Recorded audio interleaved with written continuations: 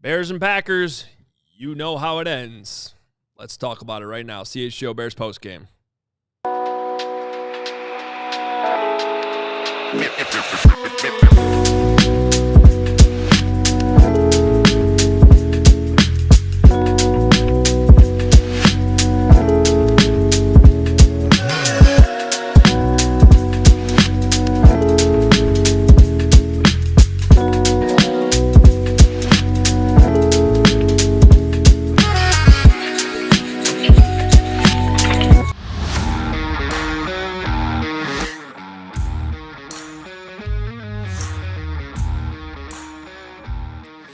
Well, it happened again.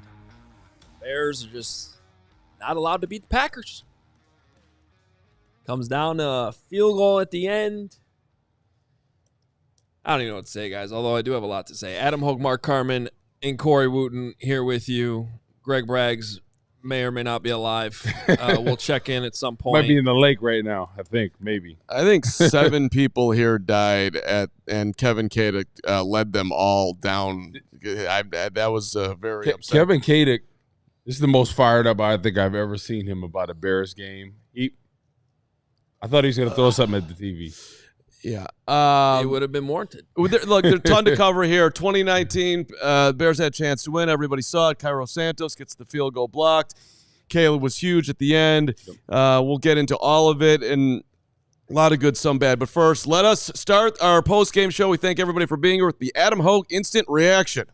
Oh, let's hear it. I got to be honest with you. I need to go on a little rant here for a second. I can't wait. Let's go.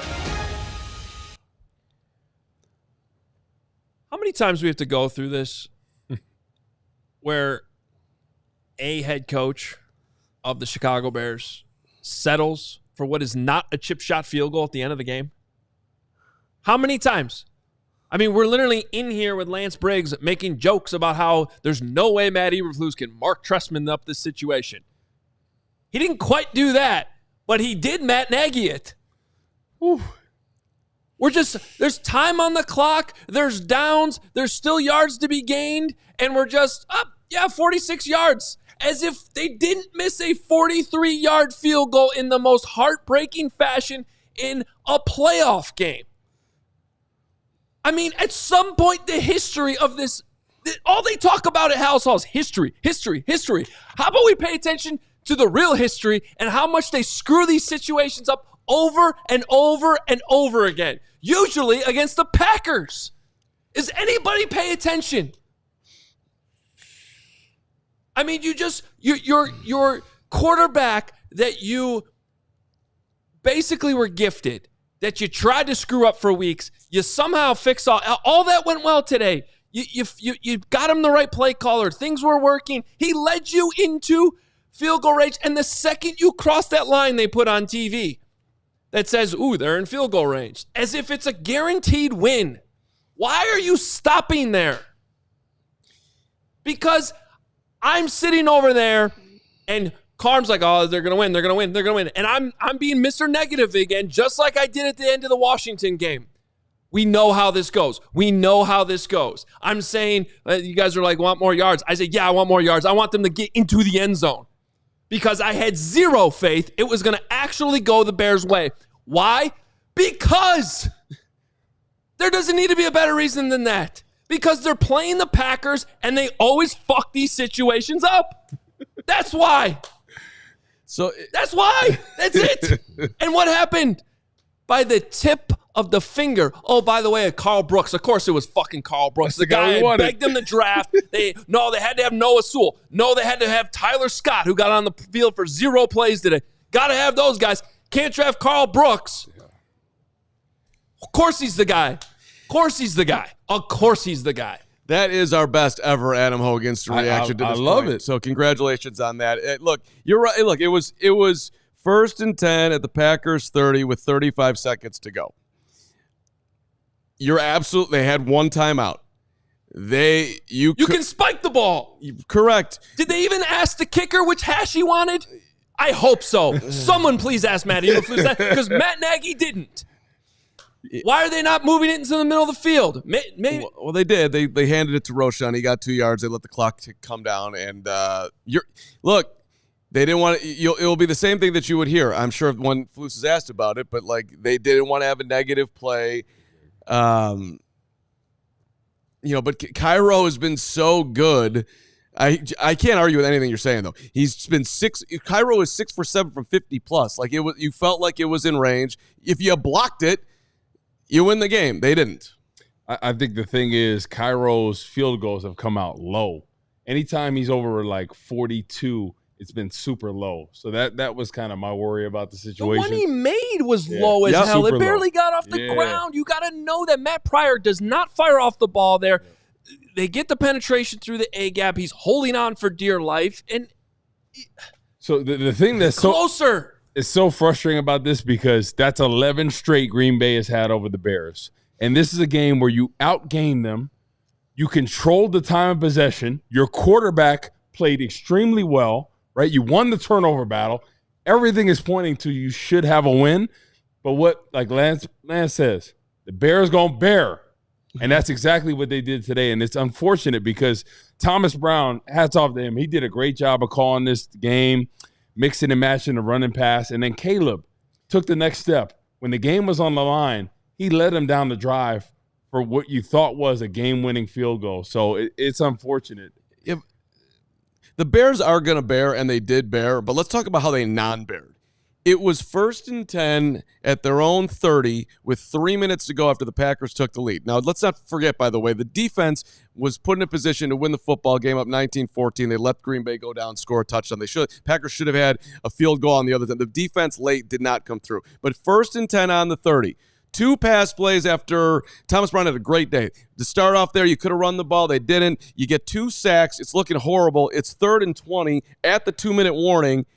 And Caleb Williams, 3rd and 19, he finds Rome Odunze for 16 yards, scrambling out, ducking down, looking like a number 1 draft pick. That was incredible. Then it's 4th and 3, and you have to have it. And he hits Rome for 21 more down the right sidelines. Oh, my God. There's the rookie quarterback. There's the franchise. That's what you wanted. That was not bearing.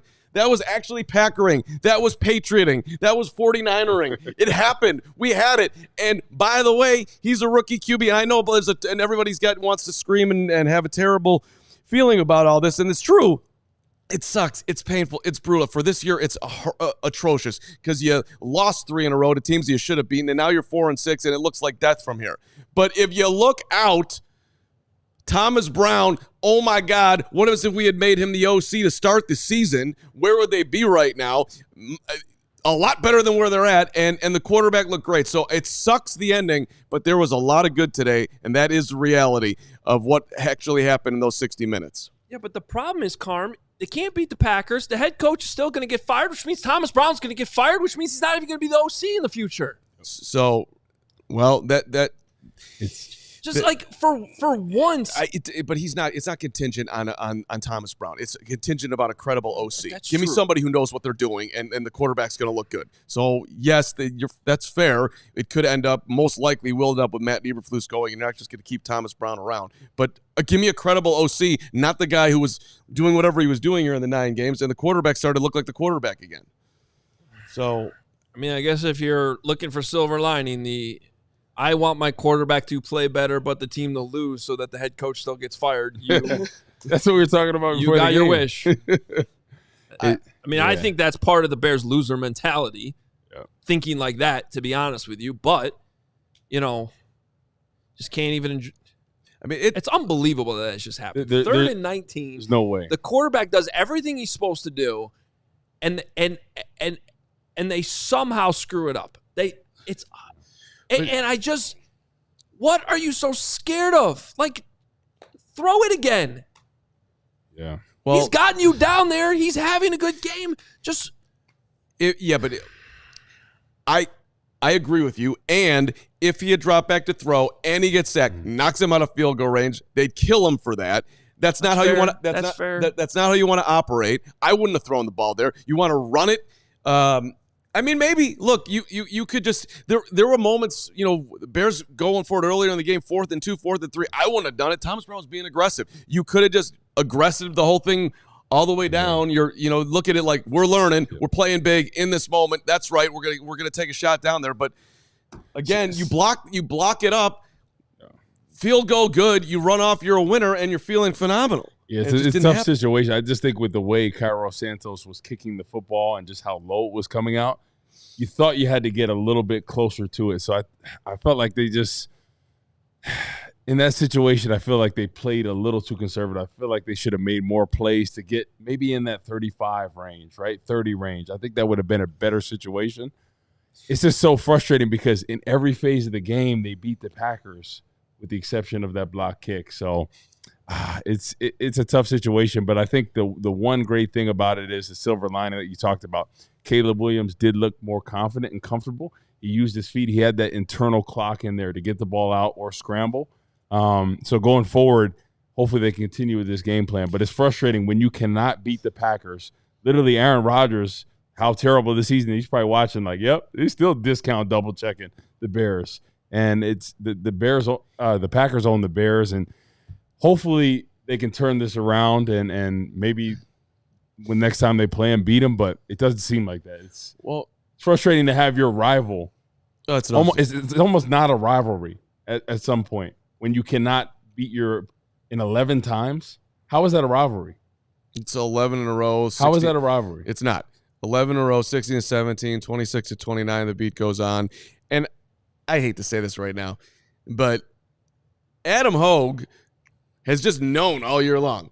He knew what was coming in Washington. He knew what was coming today. I mean, I live at like what I like to think is some level of reality. They're not messing this up right now. There's no way they're messing us. They should be. I turned my back to the screen because I was like, this is a chip shot. Yeah, I mean, come on. Like, you're not missing. Though it's not a chip shot when it really matters. It's never a chip shot for this franchise. Oh. I don't know shit, Carm. I just know that it's always going to go wrong. I understand, and that's all. And I'm just living in a land like it can't keep happening. It can and it will. It can. It does. It will. I mean, what's really sad about this? They play again in Week 18. Can't wait to see what happens that time. Yeah, but forget about them for a second. Like, you should be 6-4, 7-3, playing meaningful games. All of those things going down the stretch. Now, I mean, the math. I always remind people, and I'll remind myself right now. The math is the math. They can still win 11 games, 10 games, 9 games. Like, the season's not over, but you're there. I mean, it's in. We're right there, and they shouldn't be there for how they have played. But we're here. You shouldn't have lost the Washington game. Shouldn't have lost today. Should have gotten rid of Shane Waldron before he stepped through the door. You're not scoring 3 points against the Patriots. But, like, I mean, the DJ Moore looked like himself today. Roma Dunze coming through. All your playmakers got the ball. So I think the one great thing that Thomas Brown did is he distributed the rock evenly. Right? Keenan Allen got touches. DJ Moore, Cole Kmet, the rest of the crew, Swift. He finally got Roschon Johnson at least 10 carries in the game. Exactly. So there was a rhythm. There was a timing with this offense, something that we haven't seen since the Jacksonville game. It's just so frustrating because when you win every phase of the game, but ends up with a loss, like, how does that happen? There wasn't one Bears fan who didn't go nuts when they showed Thomas Brown up in the booth high-fiving guys after scoring a touchdown. Before the half, when he gave that lefty fist pump. It was nuts. I mean, it was like, oh, thank you. We have somebody up there with energy who looks like he knows what he's doing. And when it was 7-0 after 3 seconds, I don't think there was one Bears fan alive that thought that the Bears would lead at half. But here we were, and the OC looking like he knows exactly what he's doing. It was a highlight moment today, and there were a bunch of highlight moments. All right, let's get a big money super chat in here. What do we got, Steven? Farming Bear, $49.99. Thank you, Farming Bear. Perfect outcome, really. Coach still gets fired, and Caleb leads a game-winning drive. Well, and there you go. I don't know about the whole coach getting fired thing. Like, Ryan Poles made a whole big point today about how it was Matt Eberflus's decision to fire Shane Waldron, and here we are. And I mean, we'll probably get there, but I wouldn't say it's a definite fait accompli. It's 100% sure going to happen. But first, yes, I need lots of these. The rest of time.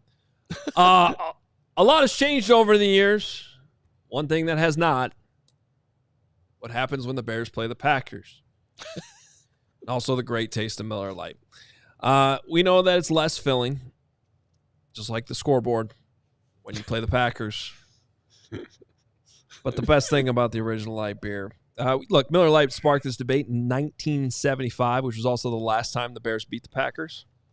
It has not been settled ever since.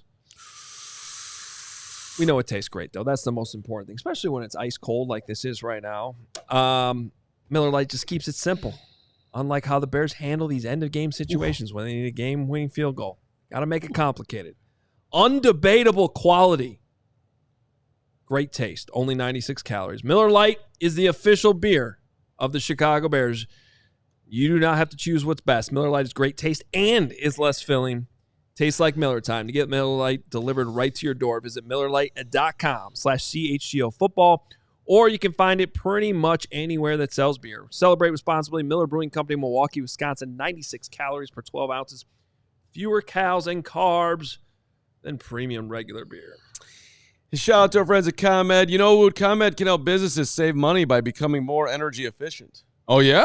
That's right. The Energy Efficiency Program can help find up to 35% in energy savings. How much?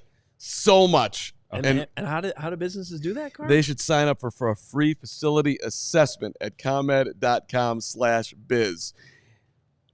Why are more businesses doing it, Woot? Let me tell you something. Maybe they forgot the website. That would be ComEd.com/biz, ComEd.com/biz, ComEd.com/biz. That should do it.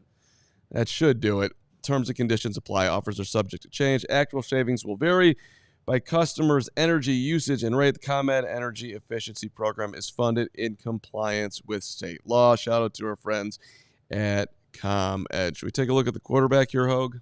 Yeah, franchise focus time. Put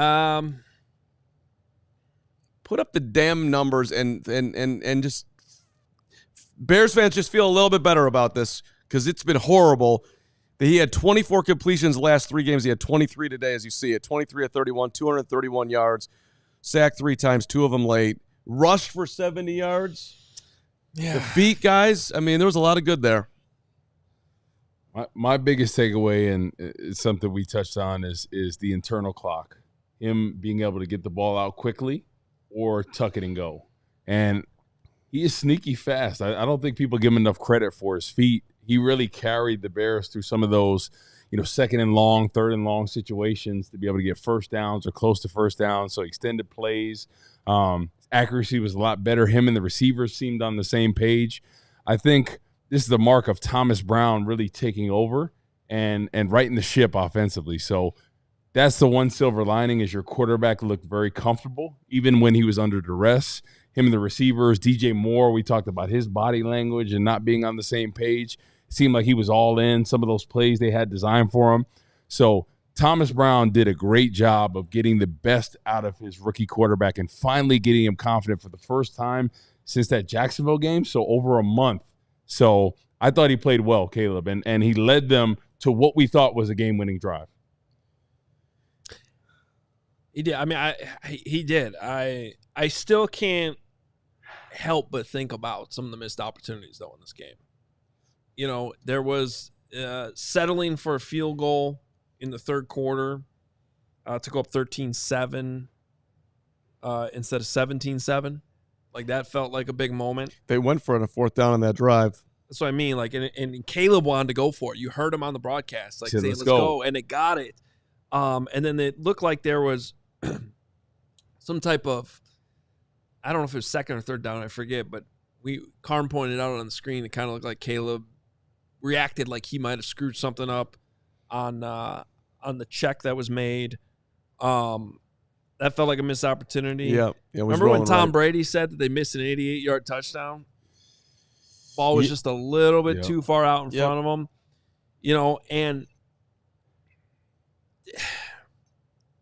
the 2-point conversion, too. I can't wait to hear from Cole Kmet this week, because to me, that looked like somewhat of an option route where if the defender is going to stack on top of you, you go to the front pylon, which is what Cole did.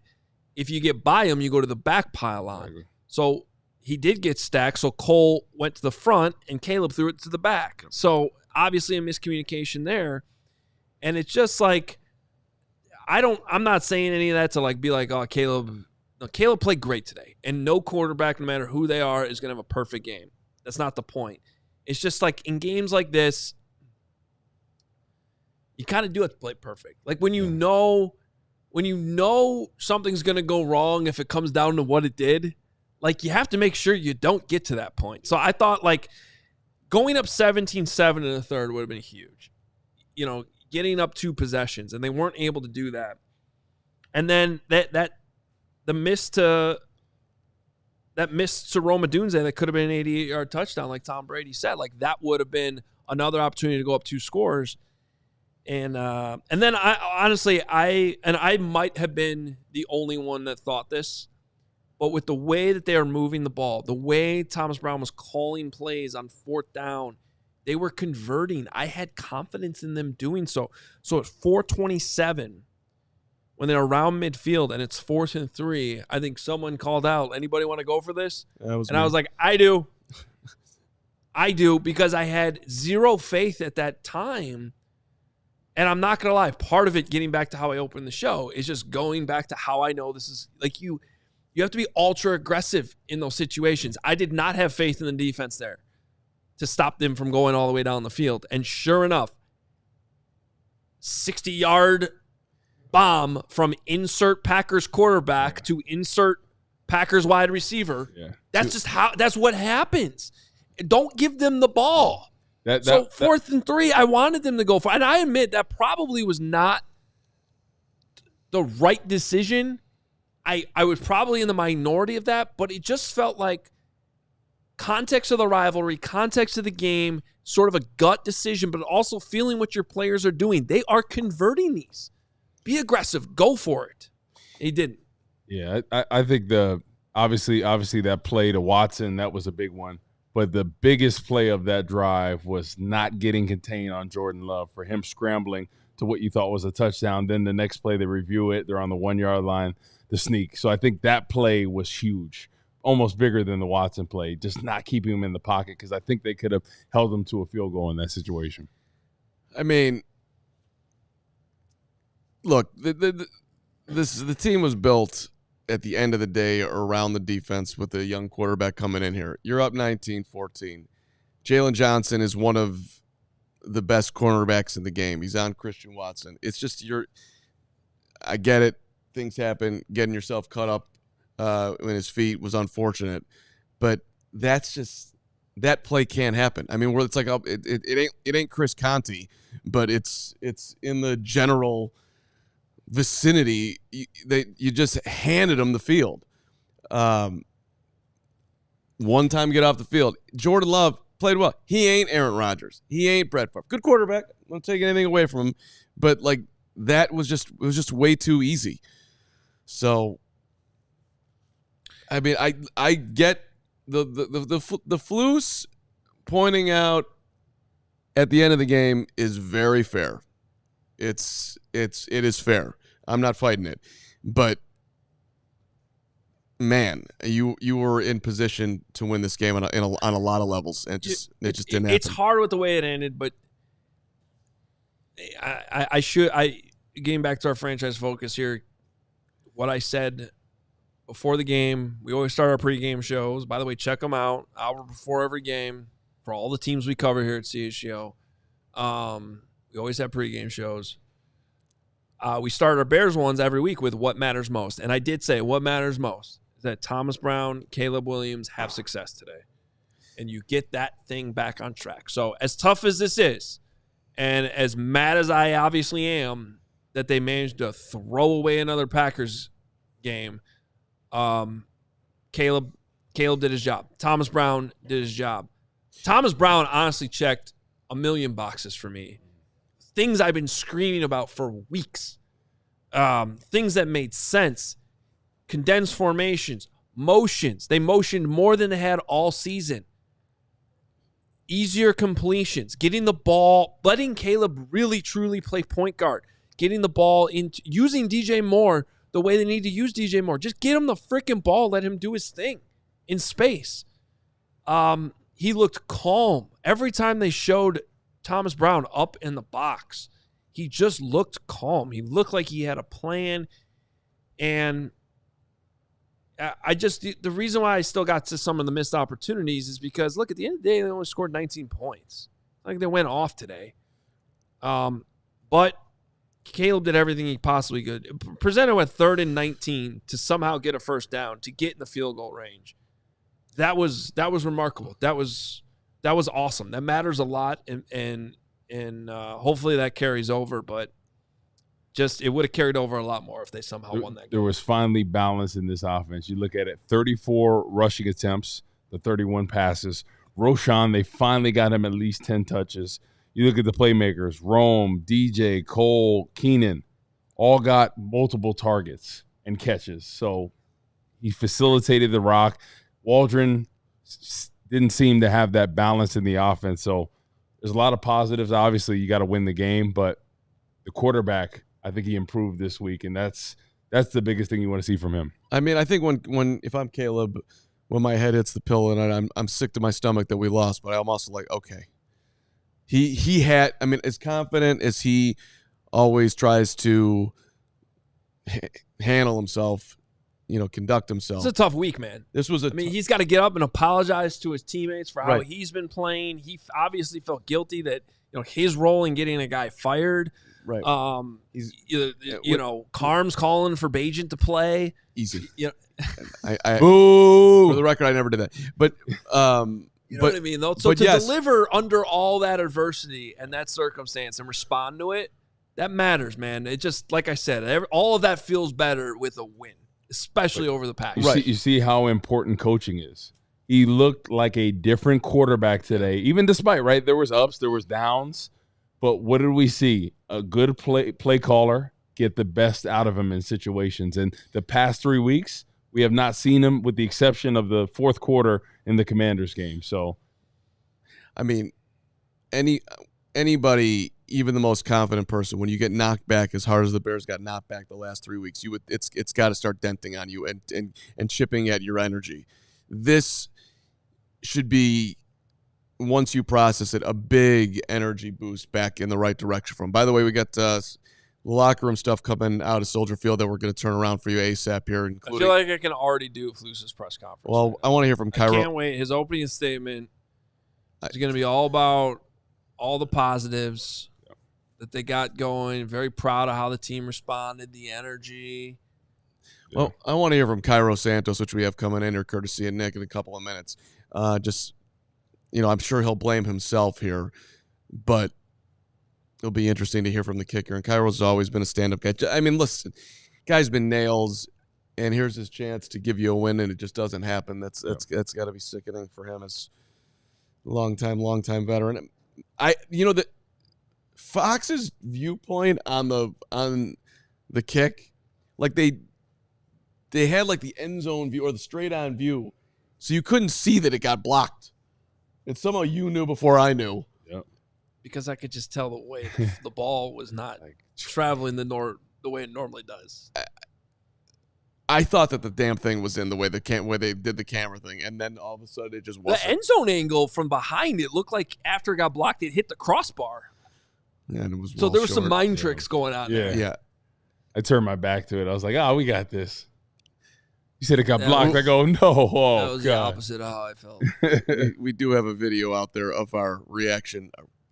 Unfortunately, they didn't keep it rolling for Kevin Kaduk's reaction. Not yet. Oh, man. Kevin has calmed down. But we're going to hear from Cairo, I think, in about 30 seconds here. So, man, Jaquan Brisker's tweeting out. The exact tweet is, you guys deserve a whole lot better. You guys deserve so much more. I'm sorry. Like, it's a tough day for their locker room, man. That's what I'm saying, dude. It's a tough day for the locker room.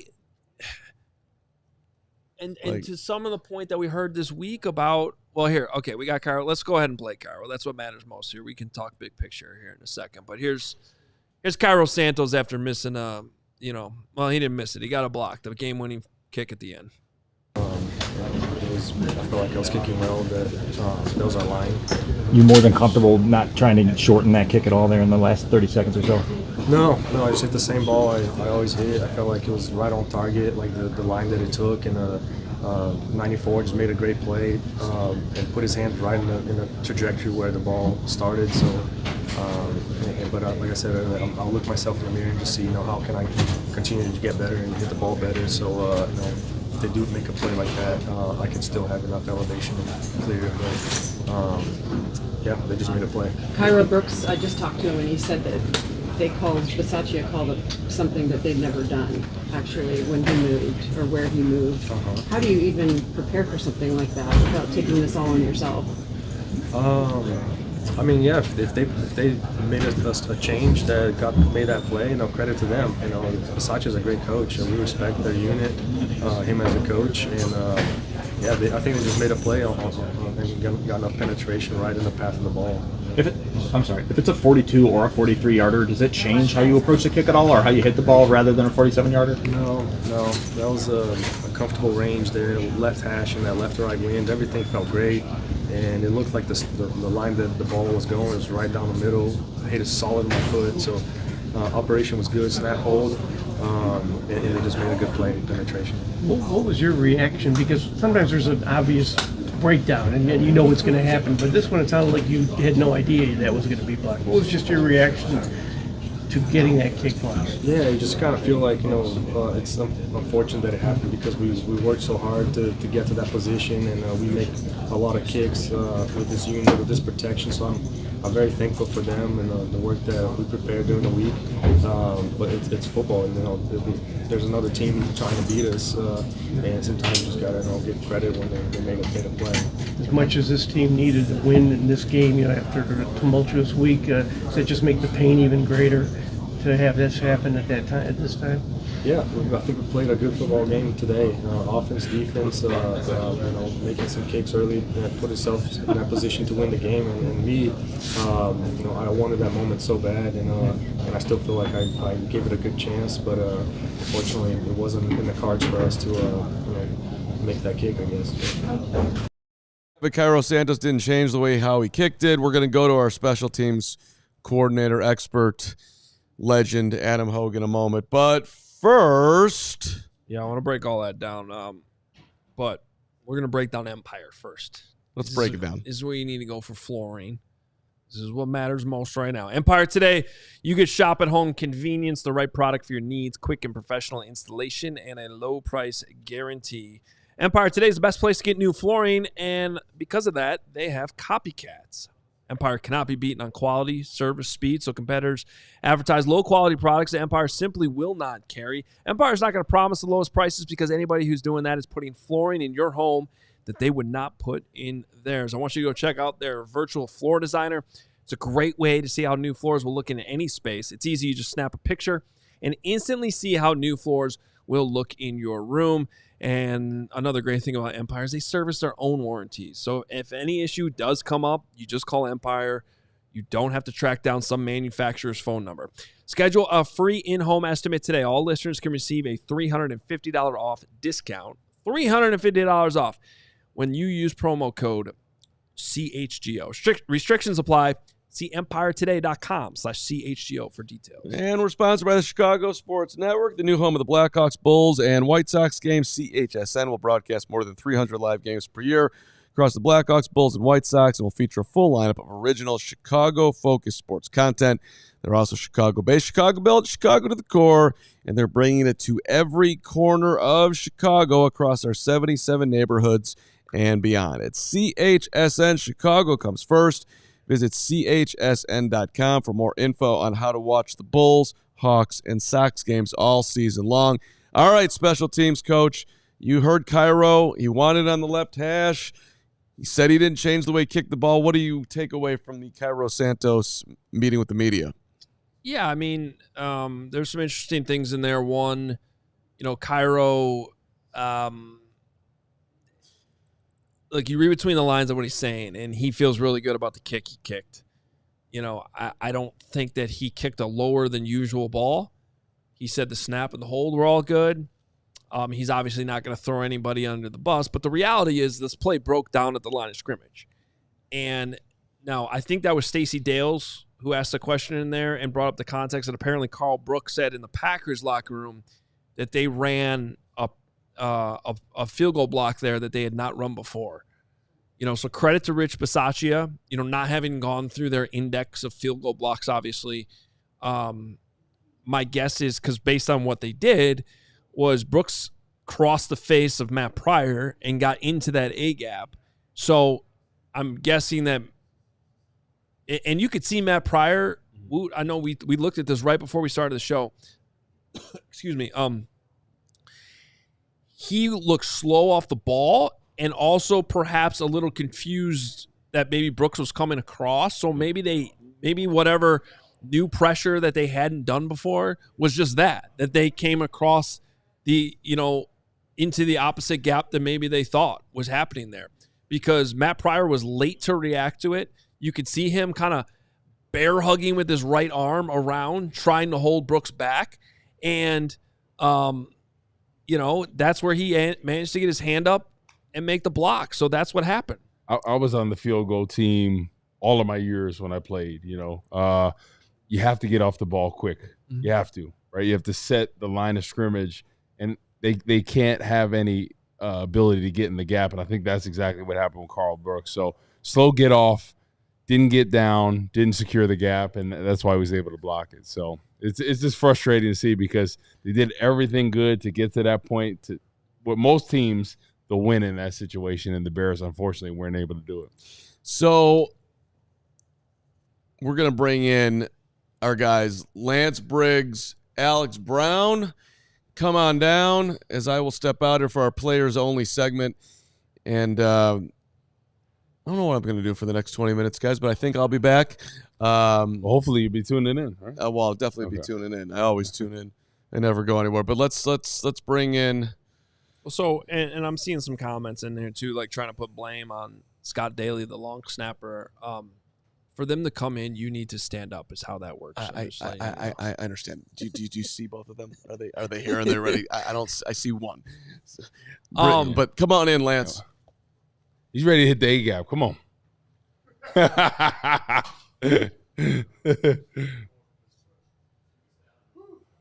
Yeah. What's up, Lance? Lance is coming in here.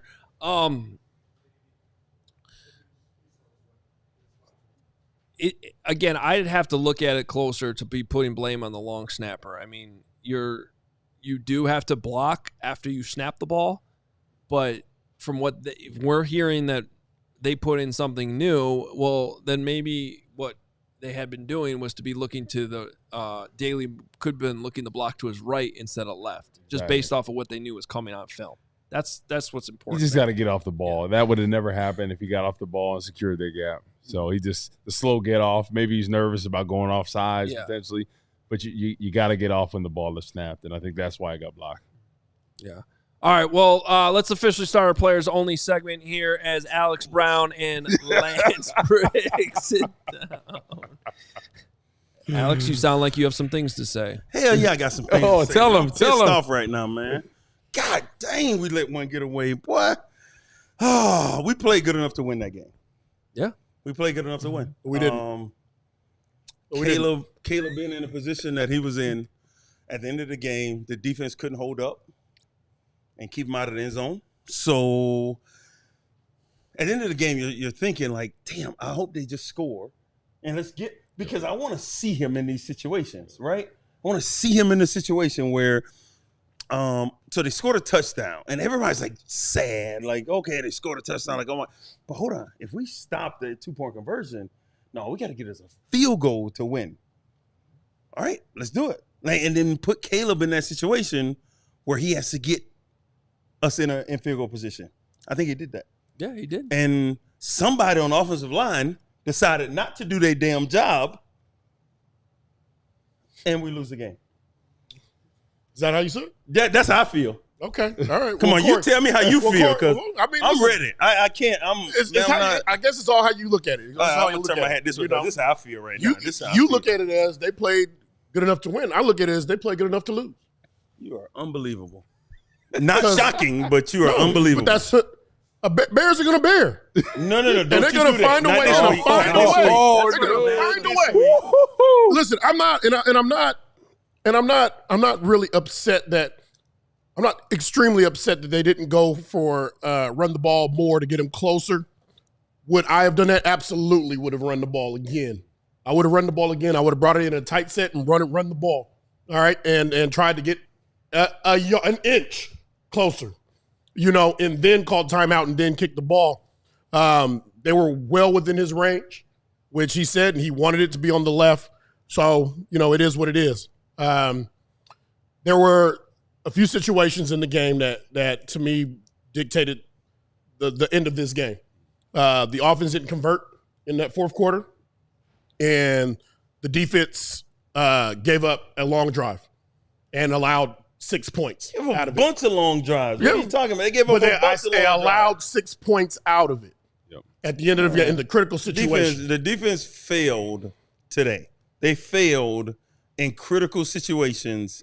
They failed to step up and do something. And I want y'all to notice, because y'all, you know what? I'm 1 second, guys. I'm sorry. Y'all. 1 second. I want y'all to understand that I left my house this morning. I woke up at 4:30 in the morning and left my house. And I was like, you know what? Ain't no way in hell I'm wearing shorts up there tonight. Because I got a lot of flack about my legs last week. So I'm going to wear these long pants right here. Y'all ain't got nothing to say. I seen it. What were they saying about your legs? No, they said, some people were saying, like, I got some, you look like you still could play. You know what I mean? They said, hot dog, hot dog. Most people was killing me. But listen, man, I am not happy. I'm not happy, man. We should have won that game. I hate games where you have a chance to win. You'd almost want to be like blown out in that game. No, exactly. No. Well, yeah, you've been blown out plenty of times. So maybe you can talk on that. I think the part that was most disappointing to me was even after the Christian Watson pass. Yes, they had a chance, and all you had to do was keep Jordan Love and contain as a former defensive end. 100%, yes. All you had to do was keep him in the pocket of that situation. He scrambled for 25, got down to the 1 yard line. They snuck it in. But that was a situation with how good the Bears' red zone defense had played. You thought, man, they were going to hold them to 3, and then we're talking about a different ball game in there. So that, for me, not the Christian Watson, but the fact not keeping him in contain in a critical situation. For me. If you hold them to 3, then what's the score at that point? So were they been just tie ball game? Or so it would have been 17, right? No, Bears still would be winning. Yeah. Bears would be because it's 14-19. 17? Okay. So it would have been 17. Bears were up 17-19. Okay. All right. Because I just. So now you were dealing with the onside kick situation. I don't want people to get me wrong. I thought the defense played a good game. I thought that they would have gone for it. We couldn't run into football. We couldn't stop them running the football. Jacobs it's been a problem. Did whatever he wanted.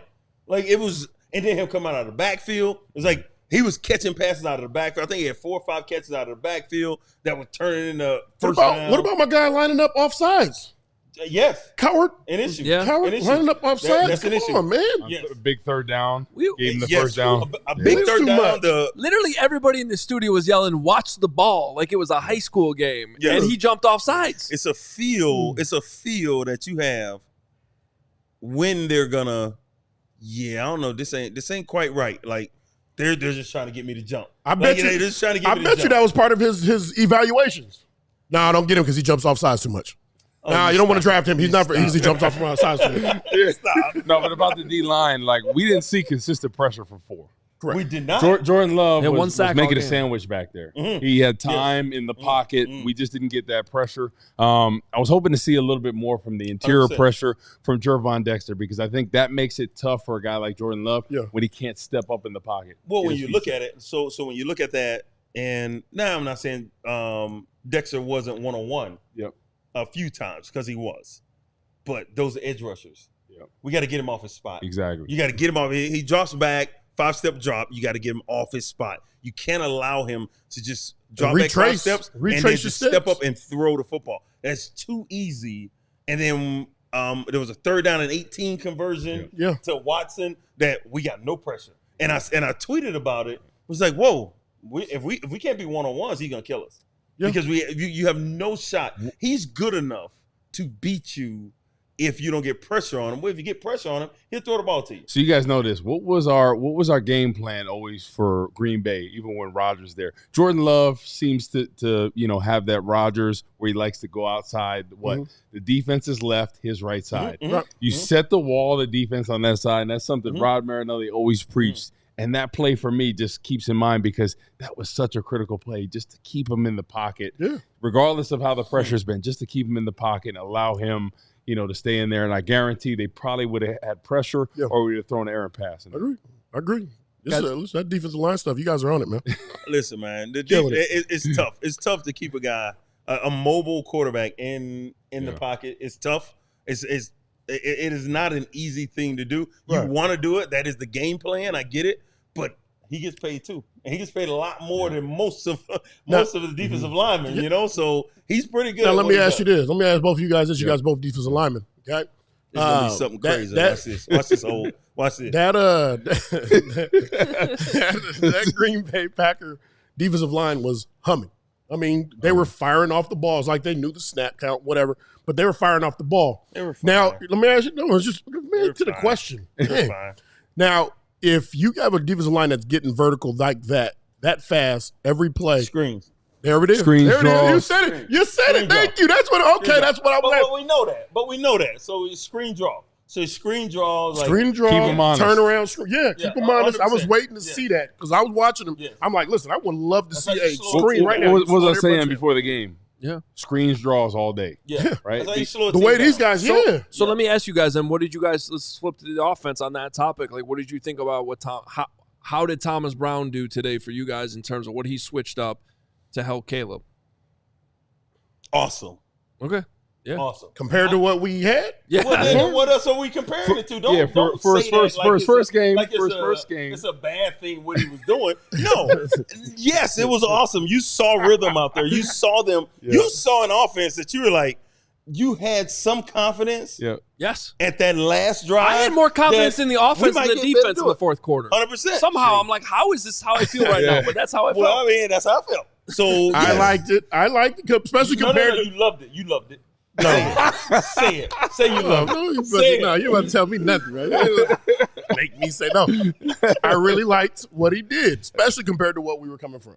It was nice to watch the offense be productive.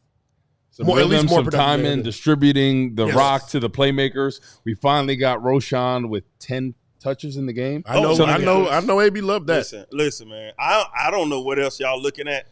Roschon, my starting running back next week. I don't know what y'all. He needs 18, 20 carries. Okay. I get what Swift is doing. Swift can get tackled with an arm tackle. Roschon running through that. That's what I need. I need Swift's a home run hitter. Swifties. Hey. When Swift gets Swift, so balance it up. He brings Swifties. Oh, okay. You know what I mean? Don't do that. Hey, I thought it was Smoothie King because he put him in the blender. Ooh, you see? Come on, man. He put him in the blender. I like that. He didn't put him in the blender? Hold up. He didn't put him in the blender. How y'all going to be very disrespectful up here? Y'all going to be very disrespectful and not bring up that crushing block by Braxton? Oh, that was nice. You ain't on gonna the bring that touchdown. up? On the touchdown. I mean, how about we bring up the blocking from Keenan Allen? No. Yes. It wasn't the same. Yes. It wasn't the same. Braxton blew up. But hold on. Safety. He did. No doubt. But Swift was one-on-one on the DB. And what did he do? He put him in the blender. It meant his whole underwear, all of his drawers came off. Yeah, boy had BVDs. He had BVDs with stains in them. He told him to give them back to him, doggone it. Give them back to him. They on some other stuff right now. Come on. I don't know what that is. You get shook out of your drawers. You know what that means. Yes. Ask Allen Iverson. Ask anybody who thinks Allen Iverson. Yeah, I know. Ask Tyronn Lue. Ask Tyronn Lue when he stepped over him. Oh, yes. Alex, I think you're onto something, though, because when it was all said and done, DeAndre Swift had 14 carries and Roschon had 10. So we did actually. I think that's one of the How many subtle yards did changes. Roschon have? We need that. Roschon at 33. How many did Swifties have? 71. There you go. Oh. Yeah. I say up too late. Without that 40-yard burst. Without the 40-yard burst. I'm just saying. Okay. Just saying. You don't take away. You can't take that away. What are you talking about? You can't take it away. Without a 40-yard burst, what do you mean? Sorry. Without my 4 sacks, burst. I would have been par with the other team. No. It's like one play. Yeah, without that One Tennessee play. game in college. Take one play. Hold on. Let's address that real quick. Let's address that real quick. What? Hold on. No. Hell no. Let's address this. What Woot just said. Without the Tennessee game in college, I still own every record at Florida. There it is. So you can delete it when you want to. Florida You can won. delete it if That you want was to. my point. Hey, I still own every record. take away Big that. win for Florida, too, over the weekend. No, don't try to give us no flowers. Don't try to give us nothing. No, we good. Nah, Billy Napier texted your boy earlier today. We good, cuz. I bet he did. And he got pants on today. I'll tell you what. Do it again, Billy. Hey, Billy boy. We got to take another break here, but just so you guys know, without the blocked field goal at the end, the Bears won.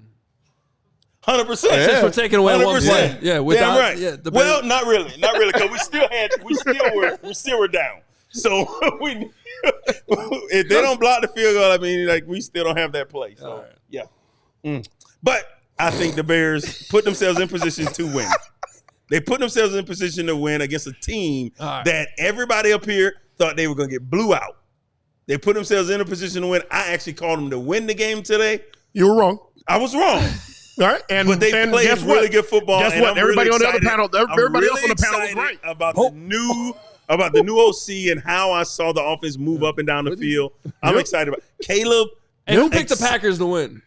Oh yeah, I did. Great. Great. Feel good about yourself. Yeah. No, it's feel good about yourself, guys. Y'all see who that is. I was okay with being wrong. I'm sure all of us were okay with being wrong. Okay being wrong. No. Don't do that. Don't try to play both sides. But you knew you were going to be wrong. Don't try to play both sides here. Don't try to be on the fence. Nah, hell no. I hate the Packers. I know that one really. I hate the Packers, but you gotta give them credit from the top down. They do things better. They do. 100%. They develop talent. Their coaching is better. They've been doing that for years. That's why in the fourth quarter, I don't disagree with that. I'm like, stadium's nicer. Stadium's way nicer. Listen. We're saying all this. Oh, y'all saying all this. Y'all you saying know all this. it. I'm saying that with 3 seconds to go in the game, we win that game. If we don't get a blocked field goal, and it's a totally different conversation. So what y'all sitting up here saying is that, like, oh, well, we knew the Packers were going to win. No. We had a chance to win that game with one play. One play. Yeah. But you know how many times? It was special teams. Yeah, a lot of these games come down to this. A lot of these games come down to Braggs looks.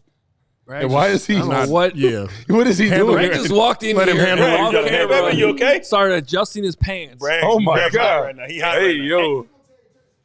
Yeah, well, Whoa. he's all talk, by the way, because after What's the Commanders going on? game, he was like, why didn't some fan run out there and get involved? Well, you were at the game. You could have gone. You could have done something about the field goal. Yeah, you could have done Who that. slung that Packer fan down the steps? Was that you? Somebody slung a Packer fan down the That was steps. definitely and tumbled. Just Did you stay, see that? Like, y'all listen to me. Don't listen to all that. There was an earthquake over there. Stay on board. Stay on board. We're going to be fine. We're going to be fine. A Caleb year did- from today, we're going to be just fine. All right? Okay. We still got the season. And these guys are going to be back in a little bit with Greg Braggs, Briggs and Brown coming up. Oh, yeah. 100%. We got to hear from, I don't know if we have to, but we're going to hear from the head coach. Do we have that yet? We do? All right, let's do that now for our Who's supposed to transition beat here. Because I needed everybody to see my I can already tell you everything that's going to happen God damn. here in the, what? Thanks, Lovey. Thanks, cuz. Lovey. Yeah, like, I needed everybody to see that. It actually just says thanks, Lovey, not thanks, Lovey, cuz. There you go. God don't like see ugly. that on there. God don't like ugly. There you go. Here's Matt Eberflus after the game. You know, from the onset of the week, start of the week, obviously made the change at offensive coordinator. Was really pleased to how the operation of that week went in terms of the collaboration with the offensive staff and the players. And I think that showed today. Communication during the game was great. Guys are finding answers to move the ball, and they did a nice job of that. I thought Thomas Brown did a wonderful job of bringing that collaboration together. And then the quarterback Caleb, I thought played really well. He played well today, played winning football. The drive that they had there and the completions he made to put us in field goal range, I thought were outstanding. The 2 plays to Rome and then also the play to Keenan. That's real football there and against a division rival, and did a really nice job putting us in position there. The team played complementary football. The defense had some good stops, had a stop and downs in the red zone, had an interception down there, and also stopped a 2-point conversion, which put us in position to win the game at the end. Again, in terms of the operation there from the 30, we ran the ball one time, tried to get a few more yards right there. We felt good in terms of where the kick line was. The wind was not a factor today, and Cairo's made a bunch of those kicks inside of that range. And we feel confident in Cairo and confident in our operation there. Again, I got to look at the tape. I don't know exactly what happened in terms of the block, but feel good about where that was. So again, I know disappointing, and we should have had a walk-off field goal win there. And again, that didn't happen. And we just got to look at the operation there at the very end. But I was proud of the guys, the way they battled. I thought they played good complementary football today. And, the guys looked at each other in the eye in the locker room when we broke it down. And we're going to keep battling, keep fighting. And we got a division opponent coming here next week. So that's where it is. And it takes true strength and true courage, I told them. And, tough times don't last, but tough people do. And that's where it's at right now. And we just got to get back to work. Once we look at the tape, make the corrections, because there was good. Of course, in every performance, and there were some things we got to clean up in every performance, and we got to move to the next one after we do that. So I'll take questions. You had time to run another run play if you wanted to set up the field goal. What was the conversation? Yeah. They were loading the box there, so you could say you could do that for sure, maybe get a couple more yards, but you also go risk, fumbling and different things there. We felt where we were, if we at the 36 or 35, you're definitely doing that because you want to get it inside there. I felt very confident where we were at that time with the wind and where we were on the field. Matt, do you have a sense for what happened on the long one to Watson where Jalen kind of got tangled up and broke? Yeah, we thought he was in good position. I mean, I got all the information I got is from the coaches. I still haven't looked at the videotape, but they got the stills, and they say he was in really good position. That's what Jalen said, and then he just got tripped up. And so I threw the challenge flag because I thought the ball hit the ground, and the hand was on the side, and that's what we challenged, and they saw it differently. Matt, you guys, last 4 weeks, I guess you said drop games in every which way possible. How do you turn that into positive from today because you did see that progress from y'all? Yeah, there is, like I said in the opener, there was a lot of positives to build from, and that's what you have to do. So the last 3 weeks, the offense, hadn't played well. We hadn't played good complementary football on defense, and we haven't done a lot of things together, the last 3 weeks. But today we played complementary football. Today we did do the things necessary to win the game. So I think it's a positive thing, and we just got to move forward from it. I know it's disappointing at the end, but we have to move forward. On that 4th and 2 before they scored, mm-hmm. How much thought did you give into going forward versus punting? Yeah, 4th and 3, I believe it was. Yeah, 4th and 3. Yeah, that time in the game where the score was right there, we thought punt and pin and have us play defense. I know they got the big play to Watson and so forth, and ended up scoring, and then we ended up stopping the 2-point. But that's where it was at the point. And the guys did a good job, and Thomas did a really good job in terms of me communicating with him on those other 4th down tries when we were 3 for 3, and I thought those were important. But again, those were impactful plays as we went, but great communication all the way. Why'd you go for 2 at 19-14? I'll make it 7 points. Yep, make it a 7-point game. Point of the game. Yep. Yeah, because when you get close, I think it was 31 seconds to go or so in the going into the 4th. You turn it into the 4th. So there's a point in there where you make that decision. Some people would wait to the 4th. Some people would do it higher than that, but that's where it was. What's your sense for why the offense got unlocked the way it did? 3 straight scoring drives, and it seemed like there was a flow. Yeah. Just I believe during the course of the week, the conversations of getting the ball to our skill players, and I think the distribution in the run game was good. With the runs, 14 to 10, with our 2 runners. I thought Caleb did a nice job of taking the run lanes when they were there. and creating, some explosive plays, but also, creating 2nd and 5s and those types of things too. But really just about getting the ball in the hands of our skill players and letting them go. And you saw that with a couple, things to Rome and a couple things to DJ, and some creative ways and being creative that way. Because that's what it is. You put the ball in the hands of the players, of the skill players that are really good players. A couple of them I just mentioned, and Keenan and the other guys are those two. Good things will happen, and that's how you move the ball down the field.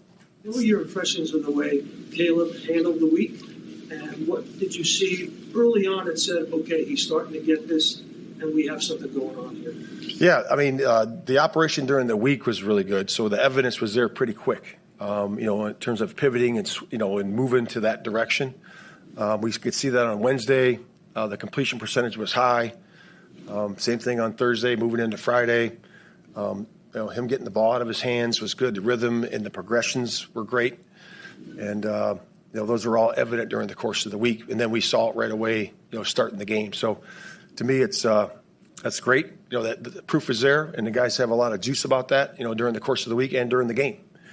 So now it's about everybody has this feeling inside that you lose a game like this, and it's a bad taste. But there's also some good things, and we need to use that as fuel and going forward. There's a lot of positive here, and then we just need to move to the next opponent. And on the block kick at the end, I know you probably haven't watched it closely, but have you heard from coaches about the way it looked like Scott got put on the ground pretty quickly? Did you hear anything about that? Have you seen that in terms of if that's a questionable situation? Yeah, again, I know what the rules are. I know what the rules are in terms of hitting the center and all those things. And I have to look at it. But I asked the whole, I asked Torrey and asked Cairo what about it. And they loved the operation, where it was, snap, hold, kick, all that. So we just got to look at it. Now, twice in the last month now, you guys have had a really heartbreaking ending to games. What percentage of your job is just making sure you hold the locker room together? Yeah, I've said this before. I know who's in that locker room, and I know the men in the locker room, and they're strong, and they're players, and they're tight, in terms of their relationship. So the guys will come back and get back to work. So there's, always a resolve, always a respect for each other to be able to come to work and get the job done. And we just got to punch that ticket. What's your first reaction to Caleb being backed up? It's 3rd and 19, game on the line, and to be able to convert and get you guys across midfield? Yeah, I mean, that's great. I mean, that's real quarterbacking at a high level, So and him to make that connection with the guy that he was drafted with, I think is special. And really nice by those guys. And again, it takes protection, right? I know we took 2 sacks to start that. But again, it's about overcoming adversity. And that was on display in that drive. Thanks, guys. Thanks, Matt. Eberflus at the podium, the voice of Flus as we play it for you on our CHGO Bears postgame show. He's got to know that he absolutely had to have this, and it didn't happen. He's never beaten the Packers. In my newsletter, I said it was Matt Eberflus' Super Bowl. I mean, one of the things he said was one of his Flusies. Tough times don't last, but tough people do. And he's leaning on the locker room, and he talked about how the operation was good and all these things. You know what? Don't tell that to Bears fans. Well, say we got to do a better job. And I know he's talking about his locker room, but fans of your team know that tough times do last, and nobody's tougher than they are for putting up with this all the time. Well, read the room for 5 seconds. 26-29 is a tough time lasting. How many times has he beat the Packers? Our rival? How many times? Yeah, that's a goose egg. Do you know what the record is? Is 1992. The Packers are 51-15 against the Bears. So that's 92. 51-15. That's 32 years. That would be probably evidence that tough times do last. If you break down the average lifespan of a Greg Braggs type, 7 whiskeys a day, that's at least half the life. This guy's going, but Braggs is like gonna live to a million because he's Bragg Greg Bragg. Focus. By the way, Greg That's long enough that the tough people are gone too. Yeah, I know. Greg Braggs is here. He made it back. Should we play Braggs' reaction before we let him talk? Yeah, this is his he reaction. filmed it from he was Braggs in the stands. So this was Braggs' viewpoint. We can't play that. We can't play that. We cannot play that. We can't. Okay. We can't play that. Whatever. The guy snuck down to the 30-yard line and took a video of it, which apparently we're not allowed to play. So Gregory, talk about it. How are you? Welcome. Well, I kind of feel just how every Bears fan feels, and this is just complete torture as Bears fans to go through yet another brutal and devastating loss. But at the end of the day, Matt Eberflus deserved that loss. An undisciplined team to start the first half. Yeah. Tons of penalties, just sloppiness, lack of preparation. We've seen it time and again. Attention to detail. Yes, the players have to execute. They hold their own accountability. But it's a trickle-down effect when your team isn't ready to play. The amount of illegal formations, illegal shifts, offsides on fourth down when the Packers they're just trying to bait you. That was unbelievable. And they fell for it because Matt Eberflus, you don't have your team prepared. And then it gets all the way to the end of the game. We all saw what happened. Matt Eberflus did exactly what Matt Nagy did in 2019 against the Chargers.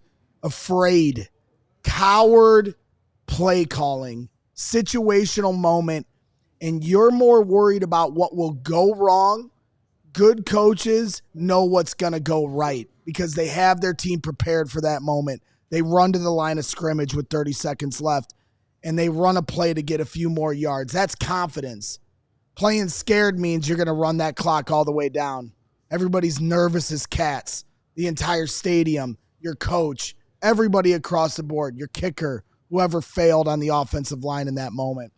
I blacked out from whatever happened in that moment, but I'm not surprised. Because that is who you are, Matt Eberflus. You're scared, and your teams become scared, and that's why you now sit where you're at. And Ryan Poles, that's what you get too, because you should have fired him last week, and instead you kept him here, and now he's coaching scared because his job's on the line. And guess what? You blow a game to the Green Bay Packers, 11 in a row. How does that taste, George McCaskey? You enjoying it? You enjoying the Packers whipping your ass for 4 years? Keep them. Keep them some more. Run them back. Re-sign them all. Because that's all you care about, right? Is this Insiders Club crap. How about you start firing some guys? Shane Waldron was a scapegoat. Matt Eberflus is the problem. Period. And you want to keep them, hold out some semblance of hope. The only guy that showed any heart on that coaching staff, Thomas Brown. Credit to you.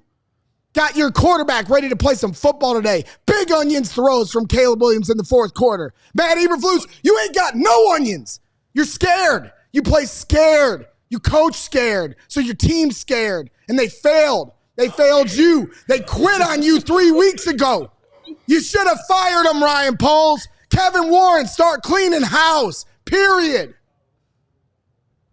That was Lance Briggs in the background yelling, "I'm scared." No, that was Alex. That was AB. How could you not recognize that voice?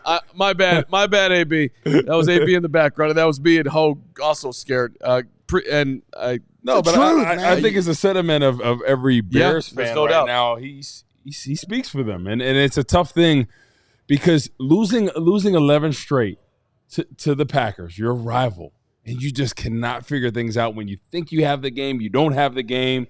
All it comes down to, shoulda, woulda, coulda, but didn't, right? At the end of the day, it's an L. Yeah. It's an L. I'm glad Brett brought up some of the stuff. I spent a lot of time talking about the end of the game, but I said this in the moment. I actually thought one of Flus's worst decisions happened before the game started. The Bears won the toss. Oh, and taking the ball. And he's got a defense that can't stop the run. And he puts the defense on the field instead of – you knew you had to play with a lead in this game. And you fired your OC. You put a new guy in. All this stuff you said after the game, well, if you felt that way, your GM's on the radio talking about how the communication's great and all this is great, then put them on the field to go take a lead. And instead, you put your defense out that can't stop the run. And what do the Packers do? They go right down the field. And then, on top of that, You have 12 guys on the field. That's your defense. And you have 12 guys on the field, and you're too afraid to call a timeout in the first quarter? It's the first quarter. What are you saving your timeouts for? And what do? They score on. You still have you have 12 guys on the field. You still have a wide open wide receiver who catches a touchdown. Declines. So maybe you should put 14 guys on the field. Maybe you'll cover them eventually. Like that whole sequence to start the game, I thought was horrible. I did not like the. Now I will say it ended up paying off because they got middle 8. What's that? Middle 8. Did the Packers? No, they didn't get a stop. The Bears had the lead at the half, and they got the ball to start the second. And they half. scored. And then they scored a field goal. To start the field second goal. half. They settled for a field goal there, but they did. So you could argue that paid off there, but I would have much preferred playing with the lead from the start or giving them a chance. Take the ball. You got a new offensive coordinator, right? You want to set the tone of everything. You want your quarterback to be confident. You want to reinvigorate this fan base. What would have been better than driving down the field, scoring a touchdown on that first drive? That would have really set the tone of the game.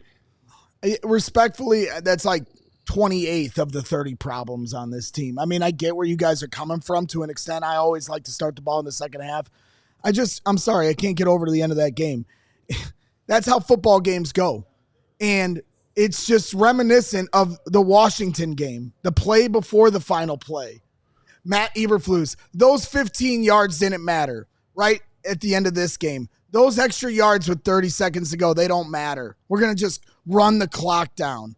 That just puts an entire highlight on everything that Matt Eberflus is. Situational. He's great defensive coordinator. He's got his defense ready to play, but situational moments fail him, and he thinks yards don't matter in the most critical moments of the game. So in the moment in the stadium, if we had a camera on you with 30 seconds to go, were you saying run another play? 100%. Yeah. And everybody around me is like, no. They're good. No. Anybody that's ever watched this team consistently throughout the years, it's not just Matt Nagy in 2019. There's been other moments that have been mirror images of that moment. And the Bears aren't at a point in their franchise where they can say, we got this.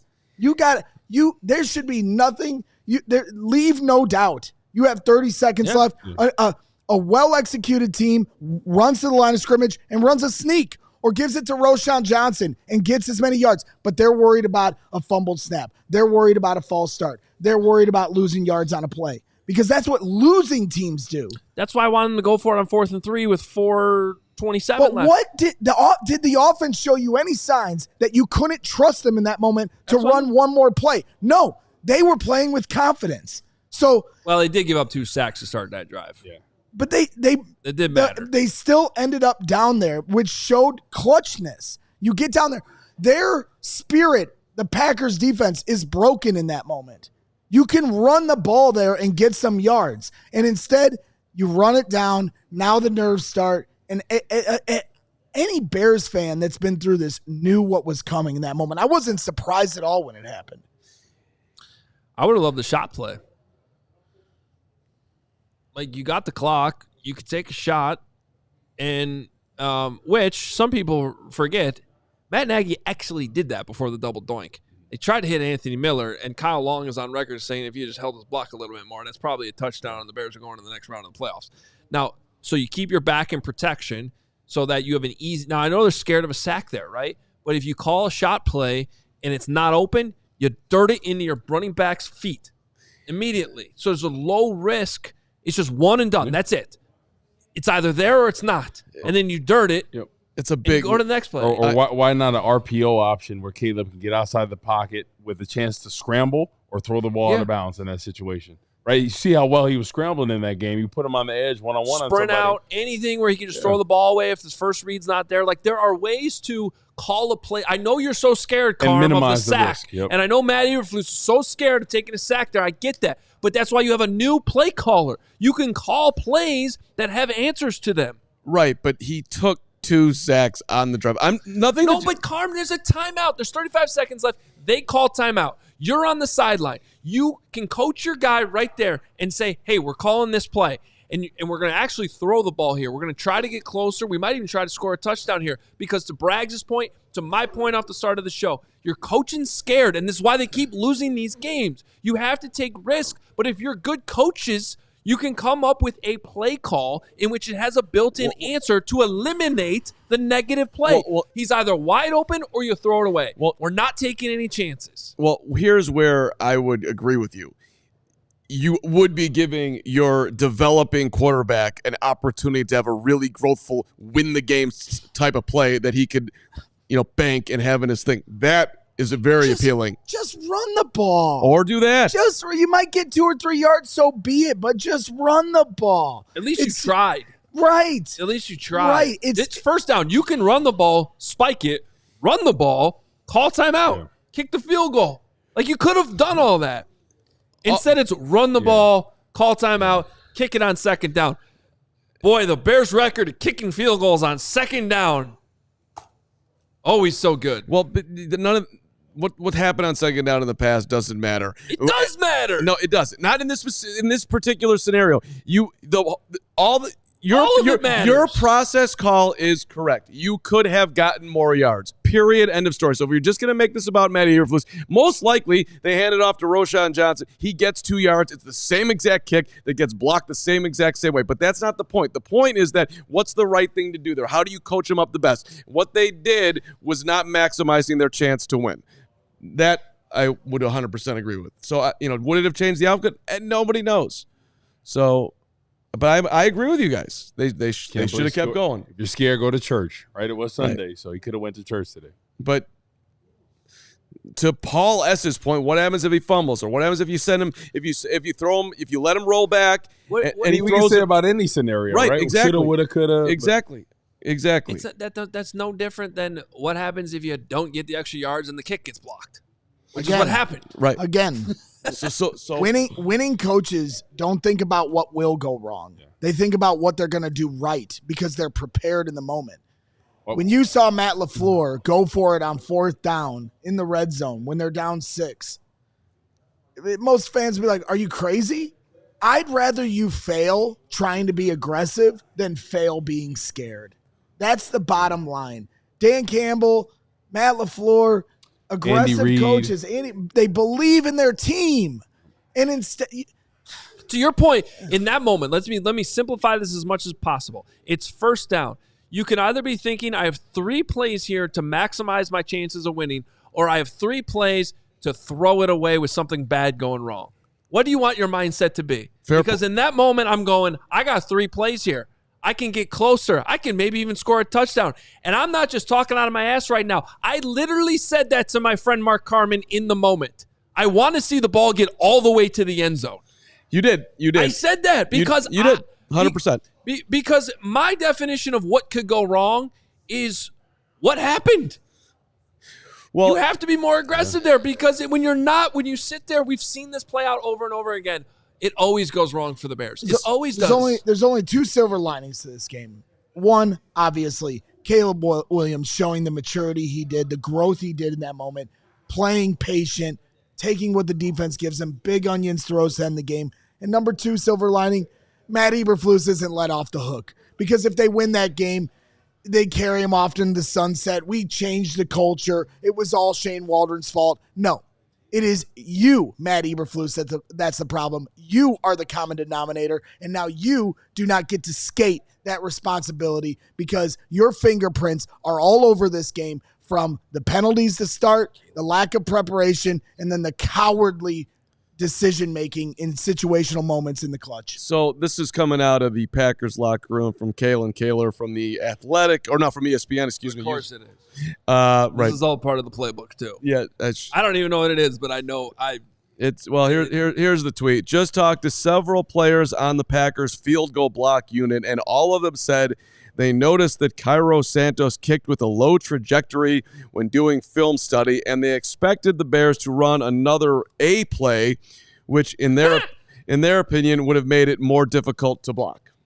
We have been talking about the whole time about his trajectory. We've been talking about that for weeks. So it baffles me that they didn't think about that. A longer field goal, it's naturally going to come out lower. It's like in golf, you hitting a 4-iron compared to a pitching wedge. It's a big difference. He made a 53-yarder earlier in the game in which the ball barely was 20 feet off the ground. It's 46. Yeah. I think I'm decent enough with the math to know that's only a 7-yard difference. He alligator legged it. You know, I mean, come on. No, he didn't. Matt Pryor missed his freaking block. Okay, then he alligator blocked it. You know why? Because they're all scared of the moment, because their coach is scared of the moment, and you could cut the tension with the knife. Might as well had Cody Parkey blocking on that play. All right. I want to hear from the quarterback. Yeah, okay, let's move off of that situation. I can't believe Cody Parkey just got invoked. That was painful. All right. To the quarterback we go. Caleb had a great day. Could have been better, obviously. Certain circumstances and with a win. But let's hear from the franchise. This is Caleb after the game. Sweet. How's it going, everybody? I'm all right. Tough loss, but I'm all right. Caleb, here we go. Can you walk us through the two throws to Rome? You guys are backed up 3rd-19. You hit him on a scramble drill and then the fade. Yeah. We called the play, and pocket started squeezing down a little bit on the first one. And, when it comes to 2 minutes and things like that, it's find your one-on-ones and find your guys. And, when it's time to make plays, make plays. Obviously still have the routine plays, but at that moment it was time to make plays. And, we did a good job with, finding Rome and Rome finding space and sitting right there, making sure I saw him and just let it rip and let him make plays. And then on a fade ball, just, good call by TB. I think they would be expecting a run or, getting something near the sticks. And you always, it's a matchup league as everybody tells you. And so to be able to have, my guy, Rome, one-on-one with somebody, went off the line, kind of knowing that the DB's, in catch-up mode, give him a back shoulder ball and either he's going to get a PI or he's going to catch it. And so, he did just that, made the catch, great catch, unbelievable catch, and, got us going. Can you describe your emotional swing of anticipating a game-winning kick there and then it's blocked and you're walking out of here as a loser? Yeah, not a loser. Situation to learn from. If we want to really go back, the drive before ended up punting.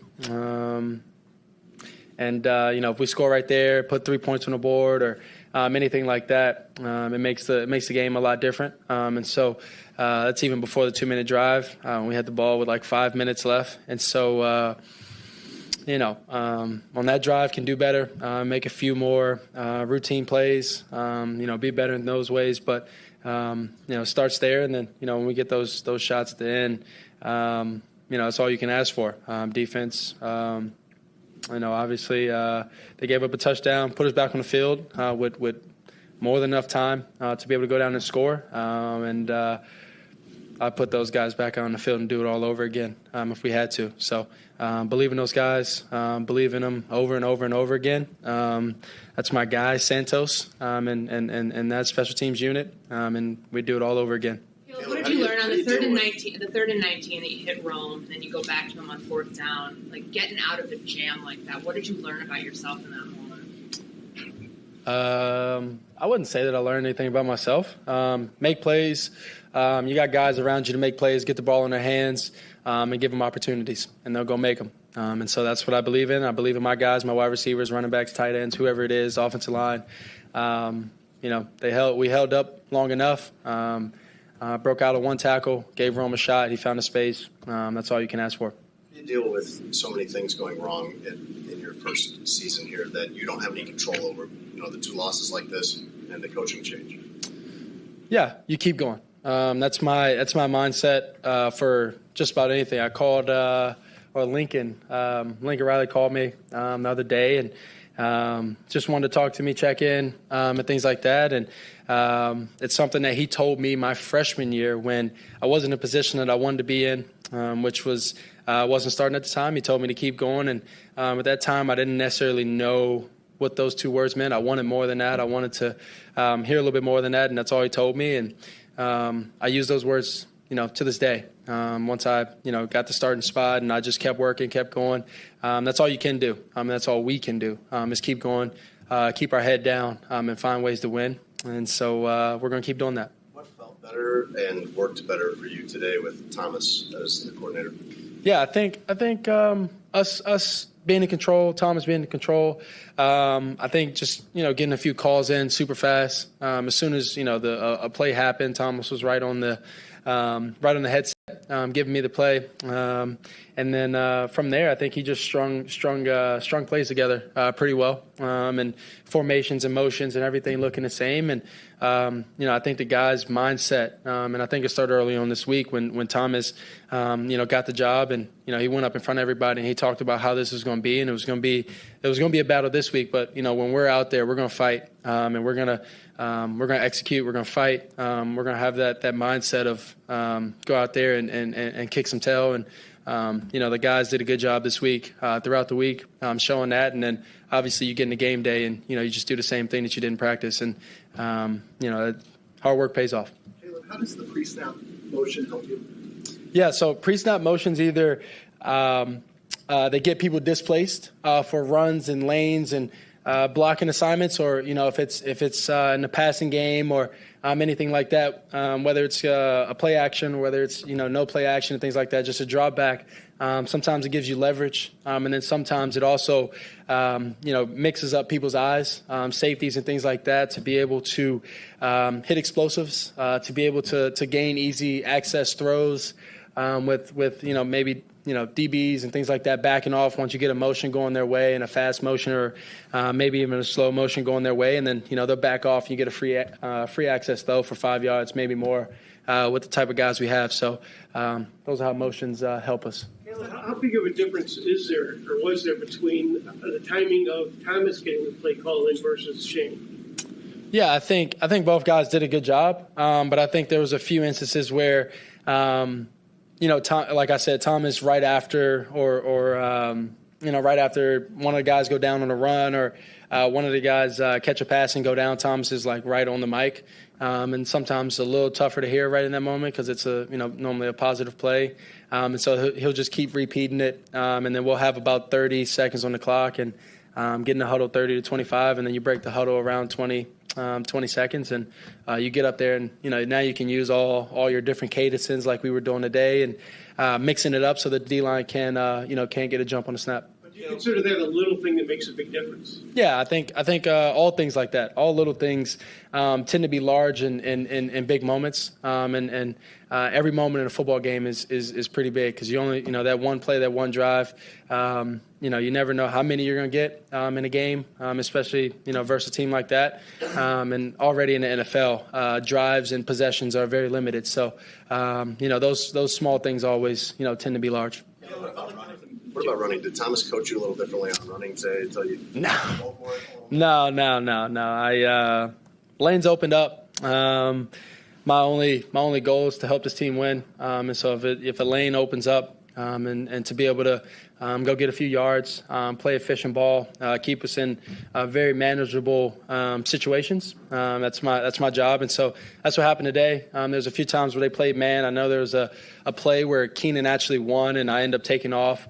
But I was already taken off because the lane opened up before Keenan actually won, and there's times where you want to make that throw and things like that happen, but playing efficient ball, we end up getting points on that drive and end up scoring on that drive. And so, I think just understanding that, playing efficiently, and finding ways to keep the team and the offense in very manageable positions. Were you more decisive as a runner today than you had been, or do you? Yeah, I think there was a few times where I saw the lane and just took it and took off. I think being more decisive as a runner. I think when I run, I think I'm pretty decisive, whether it's getting down, running, or whatever the case may be. So I just saw a few lanes, wanted to help the team and find ways to help the team, and those are the ways today. Let's go more starting with the drive to end the first half. You guys strung together 3 straight scoring drives.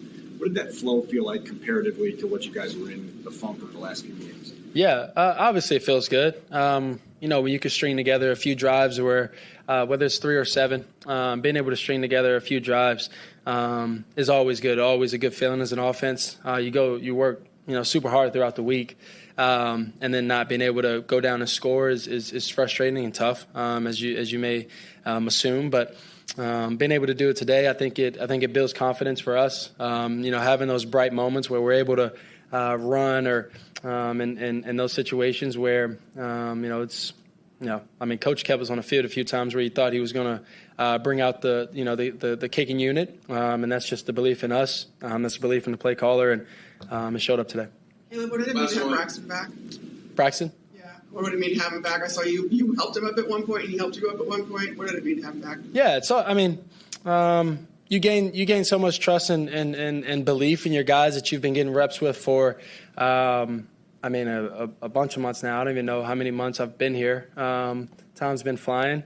And to be able to, have your guy back, that's been, like I said, building confidence in him, trusting him, is great. I think the other guys that, have filled in, and I think they've done a good job, like Jake today. He did a great job today. I make sure that he knows that. I've made sure that he knows that, and I appreciate him. And, we're going to keep going. But like I said, it was great to have Big 70 back. Awesome. Thank you. The Bears. So there you go, Caleb Williams trying to put on the brave face. I thought there was a couple things that I took notes on there.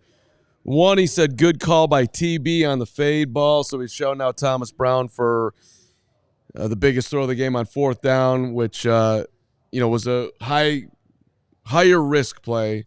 But obviously it worked, and Caleb giving him credit for that. Incredible play by both the quarterback and the wide receiver there. To let the ball out of your hands on 4th and 3. Most rookie quarterbacks are going to run for that. And he let two-step drop, let it out your hands, trust the moment. Rome Odunze, unbelievable. That chemistry there that we haven't seen that all year. To do it in that moment was such a huge moment for both those guys. And he said, good to have my guy Rome. My guy Rome. Now, he's calling everybody his guy, but it felt a little bit different to be the way he said it. I think, it's clear that the chemistry between those two is exactly what you want for two rookies coming in at the same time. So I'll give DJ more credit. I don't know how much you guys have talked about it today, but talk about a player that was playing with a sense of urgency and some fight. Keenan Allen too ran again. They came out ready to play, and I think that's what we were worried about seeing from the last couple of weeks. We just didn't see the fight. Today we saw that. But you don't get a prize for losing the game. No, but the last few weeks, you're going to lose, fine. But when you quit, that just pisses me off so much as a fan. The players didn't quit. This puts a full highlight on why Matt Eberflus is, who he is. But the players did not quit, and that's all I can ask for as a fan. Caleb also said, I wouldn't say I learned anything about myself, which I sort of want to push back on. You just played your best game in the NFL in the 4th quarter in the biggest moment. You might have learned something, but that's fine. I get it. You're a super confident guy. Lincoln Riley checking in on him was interesting too. His college coach calling him up saying, and basically rewinding back to the mindset when he was a freshman, when he wasn't starting, that bottom line, when things aren't going your way, and you just got to keep going. I don't know if you guys have brought this up, but before the game, the report from Jay Glazer, Bears rookie quarterback Caleb Williams actually got up in a team meeting after offensive coordinator Shane Waldron was fired and apologized for his part in the offense stalling enough where Waldron was fired. Teammates were very impressed by the accountability and his decision to do that. Glazer reporting that. So to combine that moment where the team, shows some respect to the rookie who stood up and took accountability, and then for him to show up in the game in that moment and play the way he did, it was such a huge moment and a huge week for him, a big moment of growth, and something that, that's all we have for this week. What I loved the most was that last drive, taking 2 sacks, but then being able to scramble on that 3rd down, complete that ball to Keenan Allen, and then on 4th down as well, scrambling, throwing the ball, completing it to Rome. I just love what I saw from him, never wavering the confidence in him to get that done. Because after the 2 sacks, I think all of Bears Nation probably thought, this game is over. It felt over. And to be able to do that and elude another sack, yep, right, and scramble out there and complete that ball to make it 4th and manageable, that was pretty incredible. Because Big Dave asked me on 3rd and 20, should we run a draw here? And I go, no, if you can't win with your arm here, you're not winning the game. And so he made a big play to get it 4th and short, and then to get the 1st down there. That's onions. It felt like a steep hill to climb to get it to 4th and manageable. They did it, and then, oh my God, it's 4th and 3. Can you actually convert it? And they did in a big way, which is why, as we're all scuffling through this, that it's just something to point to feel a lot better about, I'd say, as far as the future is concerned. And the other thing, too, and I know Rome fell on the deep ball, that could have put it away. It was 19-13, and Rome falls over. It almost looked like he got hurt. That was like everybody talks about, Caleb not having a great deep ball right now or deep ball accuracy, and it is true. But that was a perfect pass. Rome fell on the play, gets tripped up or whatever. I haven't seen the replay of it. Hurts his arm as he's falling to the ground. But, man, if he was able to stay on his feet, Rome's going for 6 on that play. Brady thought that should have been more air under that ball, but you're absolutely right. Tom Brady. Tom Brady. All right, let's go out to Soldier Field and bring in Nicholas Moreano, who's been covering it all for us today.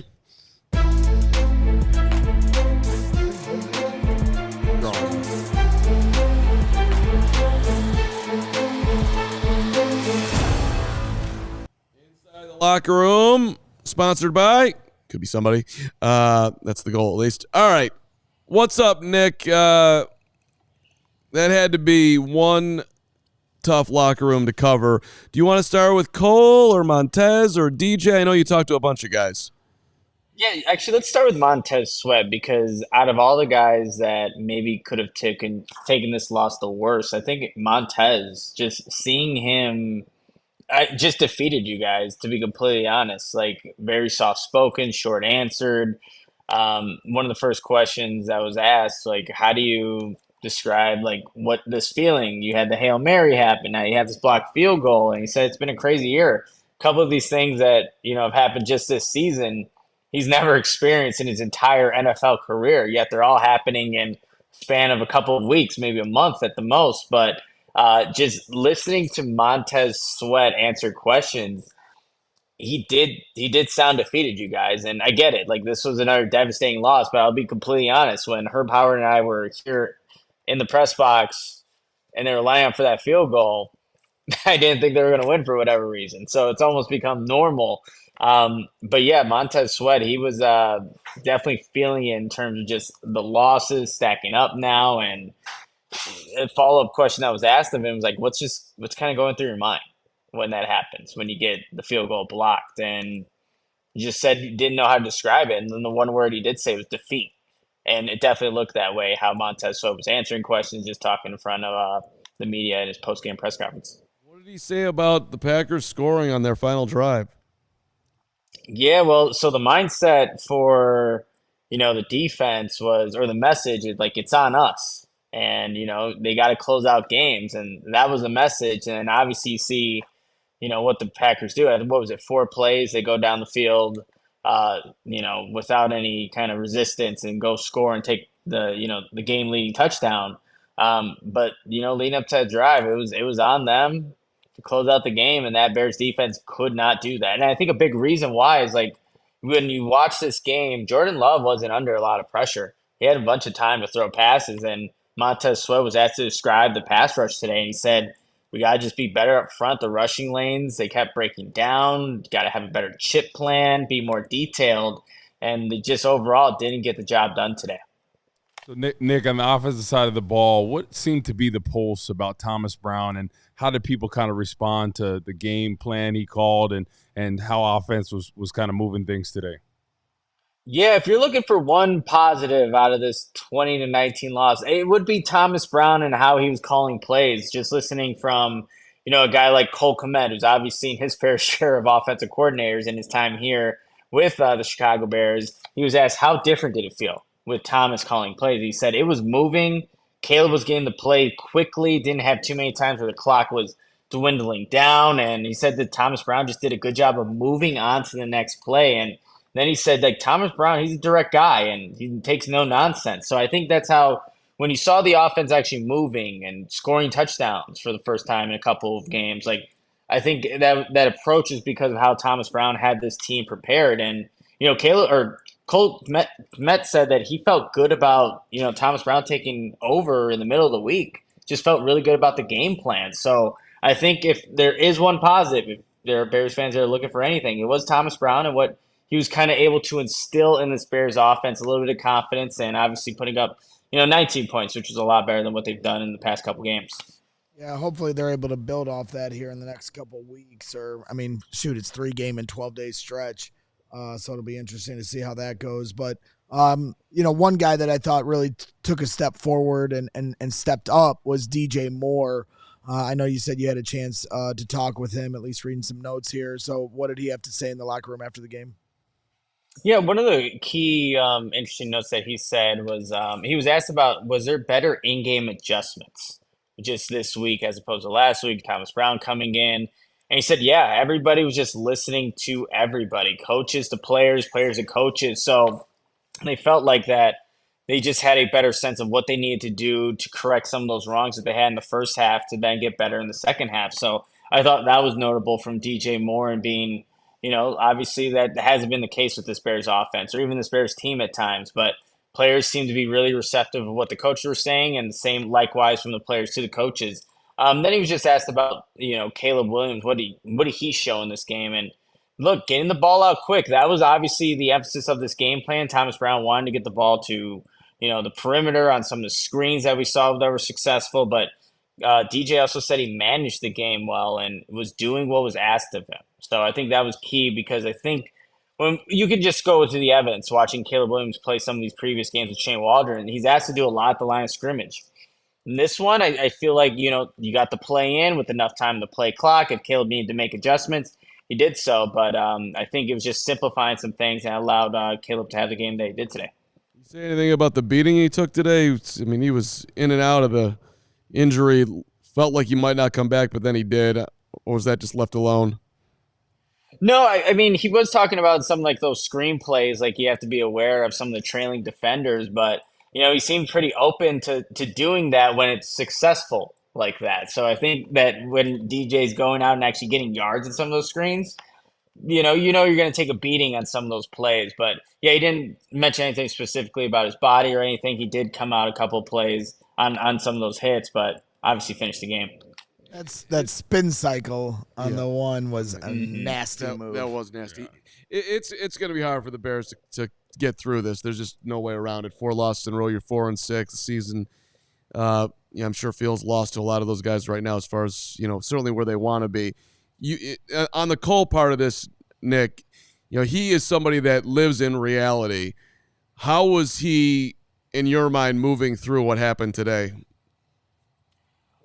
I think there's two parts to this, because I think Cole was really encouraged and confident that what you saw today can continue going in terms of offense actually making strides in the right direction. So I think there is that part of that from Cole, but he was also asked the rivalry with the Packers. This is just the latest installment, and it's a pretty memorable one.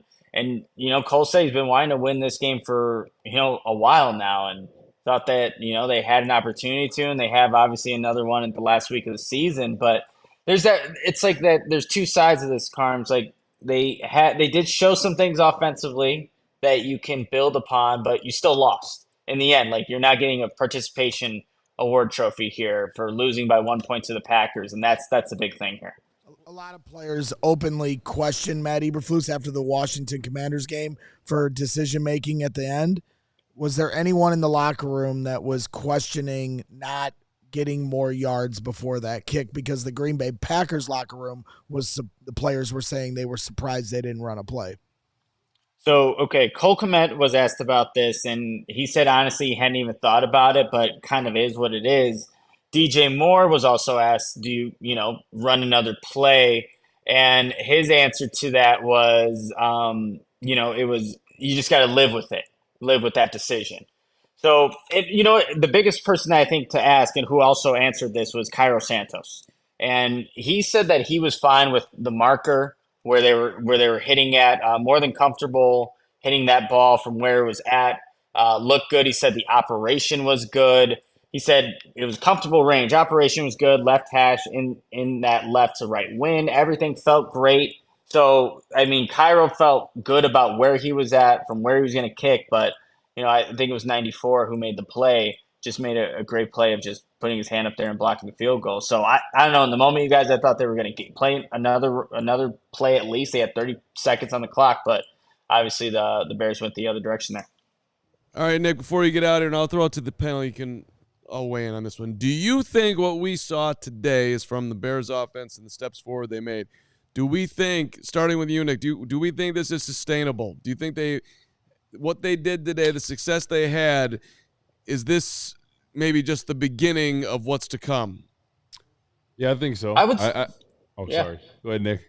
Yeah, I would say so. I mean, I just liked how, even formation-wise, how they're being in condensed splits and you're running the football and getting out in space. Like, that, I think, works for what Caleb Williams can do. And, getting the play clock, getting the play out with plenty of time on the play clock, that works to his advantage. He's still a rookie quarterback and just seeing the field. So I liked a lot of the things that we see, but honestly, it's a week-to-week league. Right, like there were positives that we saw from Jacksonville that we thought would carry over, and now we need to see what happens next week with this Bears offense. But there definitely was more encouraging signs in this game than the last three combined. So I would say yes, it could carry over, but you need to show it to me next week.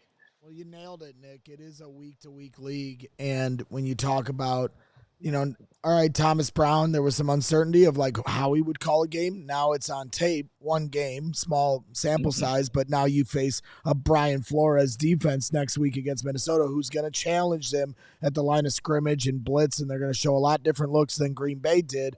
Then you play Detroit on a short week against maybe the best coach team in football. So, when it comes down to X's and O's and you've got Matt Eberflus on your side, I'm certainly concerned about it. And if it can carry over, obviously optimistic about what I saw today, but, it's a week-to-week league. I thought you nailed it there, Nick. Nick, great stuff. We will talk to you during the week, my friend. All right, you guys. Have a good one. Nicholas Moreano out at a good one. Soldier Field covering the locker room. Don't laugh. I don't know what he's laughing about, but maybe me. I did something wrong there. I don't think I did. As we bring, we're going to, if you noticed, our beachfront property had left the show for a second there, Adam Hoge, because he was in beachfront. I wish I was on a beachfront right now.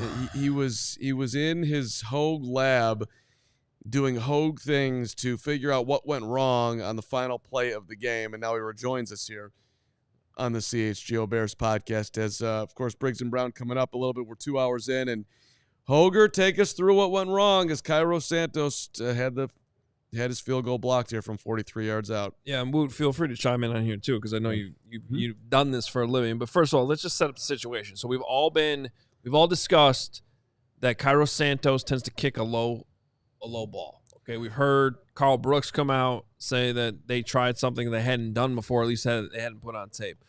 But when you're facing a kicker, especially from a distance kick, where you're trying to block a low kick, like you're not going to have much luck coming around the edge, okay?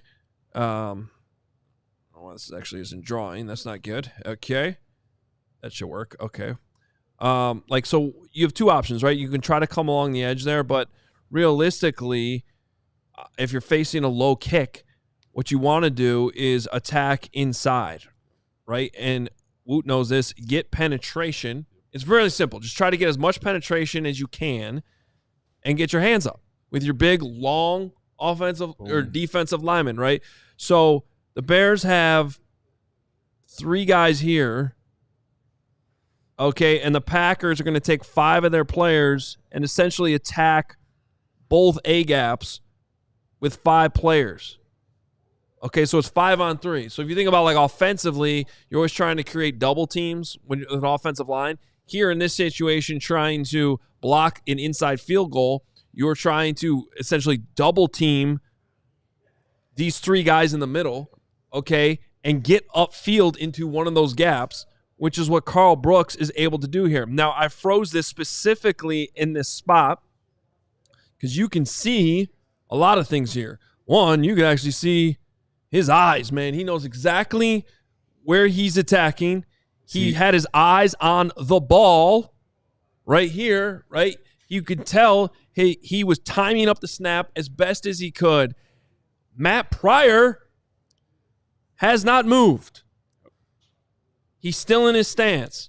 I'll let you chime in on that. Like the advantage that even in this screenshot that you can tell Carl Brooks has. The only way this play will work is if he gets penetration. If Matt Pryor just steps when the ball is snapped, this will never get blocked at all. Because that's what you're hoping. You get a little bit of penetration. You get your big, long arm up there, tip the ball. But if Matt Pryor, when the ball snap goes down there, Carl Brooks is gonna put his hands up and then stick his hands up. So he's going to be an additional 2 yards further than he is. He gets penetration a couple yards in the backfield, gets his hand up. That's why the ball's tipped. So if Matt Pryor just moves on time, this never happens.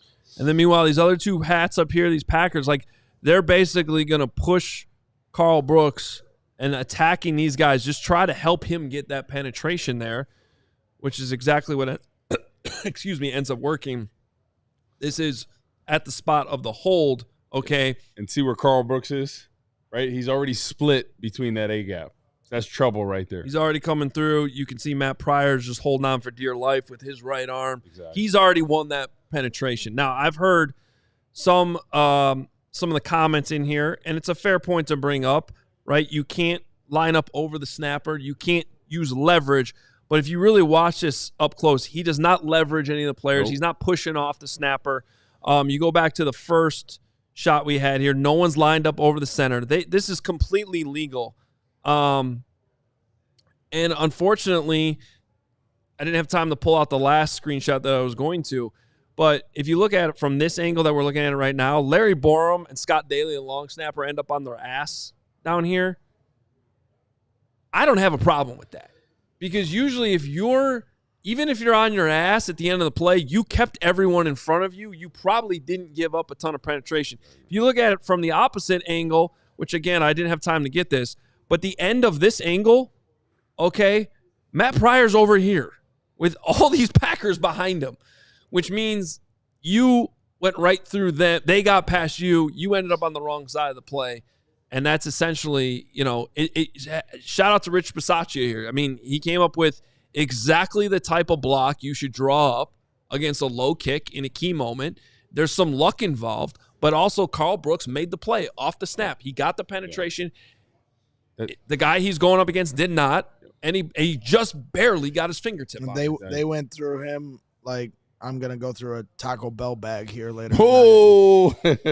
Not until you do Briggs and Brown, which is coming up here in just a little bit. Can't wait for that. Oh, great job with that.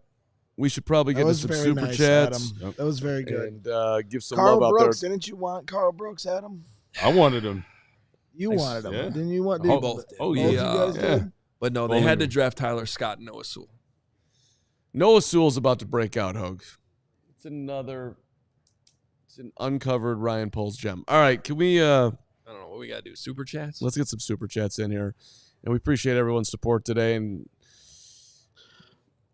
through one hell of a day. Somebody sends in a $500 super chat, I'll jump off the balcony. 4,500 people watching. We should have those likes well above 1,000. Also, please hit subscribe if you're here for the first time. Shane Williams, $20. That felt worse than the double doink. Bear down. Bought my tickets to see Bears versus Vikings in Minneapolis after the win in week 1. Starting to regret that now. You know what, Shane? Don't regret that. It's a great stadium. One day the Bears are going to build the same stadium in Arlington Heights. But that day's a long ways away. We'll see it, Michael Reese. Giuseppe Mandel, 1999. I'm so pissed. I can't even spell in my previous super chat. I hope you know what I meant. F. Run the ball one or two more times. Set up a better field goal. This coach can't win close games. Man, when that head hits the pillow tonight for the Flus, it's going to be a rough one. He's got to there's just no way that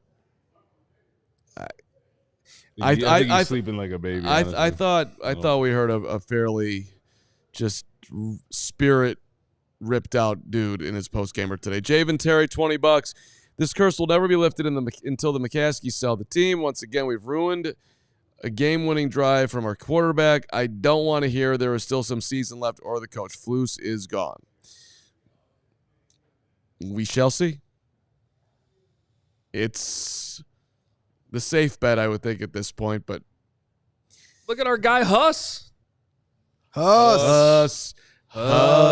Things were like so much dying better right last time we now, saw you, Huss. Huss. Were they? That was in Arizona. We were in Well, Arizona. but when we first got there, the Bears were 4-3. It was after the Hail Mary, though. Everybody was miserable. Right, but that was way better than 3 losses later. We were hopeful that You know what we might have to think about is our heads laid, on our pillows tonight. When's the last time they had a 4-week stretch this bad? Oh shit! Wow. And the sad thing is, there are actually other Let me options. get my. I know. But Hail Mary, no points in Arizona, get hailed on. 3 points against one of the worst teams in the league, then lose to your division rival on a blocked field goal? But wait, there's more. Wait till next week. Wait till Thanksgiving. I mean, Thanksgiving food already sucks enough. Wait till the game play. I'm not doing that. I'm giving him a 2-week suspension so we don't have to hear his Thanksgiving. $50 from Huss. I'm so done with got a turkey bone. I'm so done with Flus. They had the game in hand and burned over 30 seconds that they could have used to make it a chip shot. Fire this bum from the Huss. What do you think Patrick Mahomes would have done with those 30 seconds? Scored that touchdown. How many touchdowns would he have scored in those 30 seconds? 3 touchdowns. 3 touchdowns. You think Andy Reid would have just... Washington and Arizona both went the length of the field in 30 seconds on the Bears. The Bears don't even want to try to get 3 yards.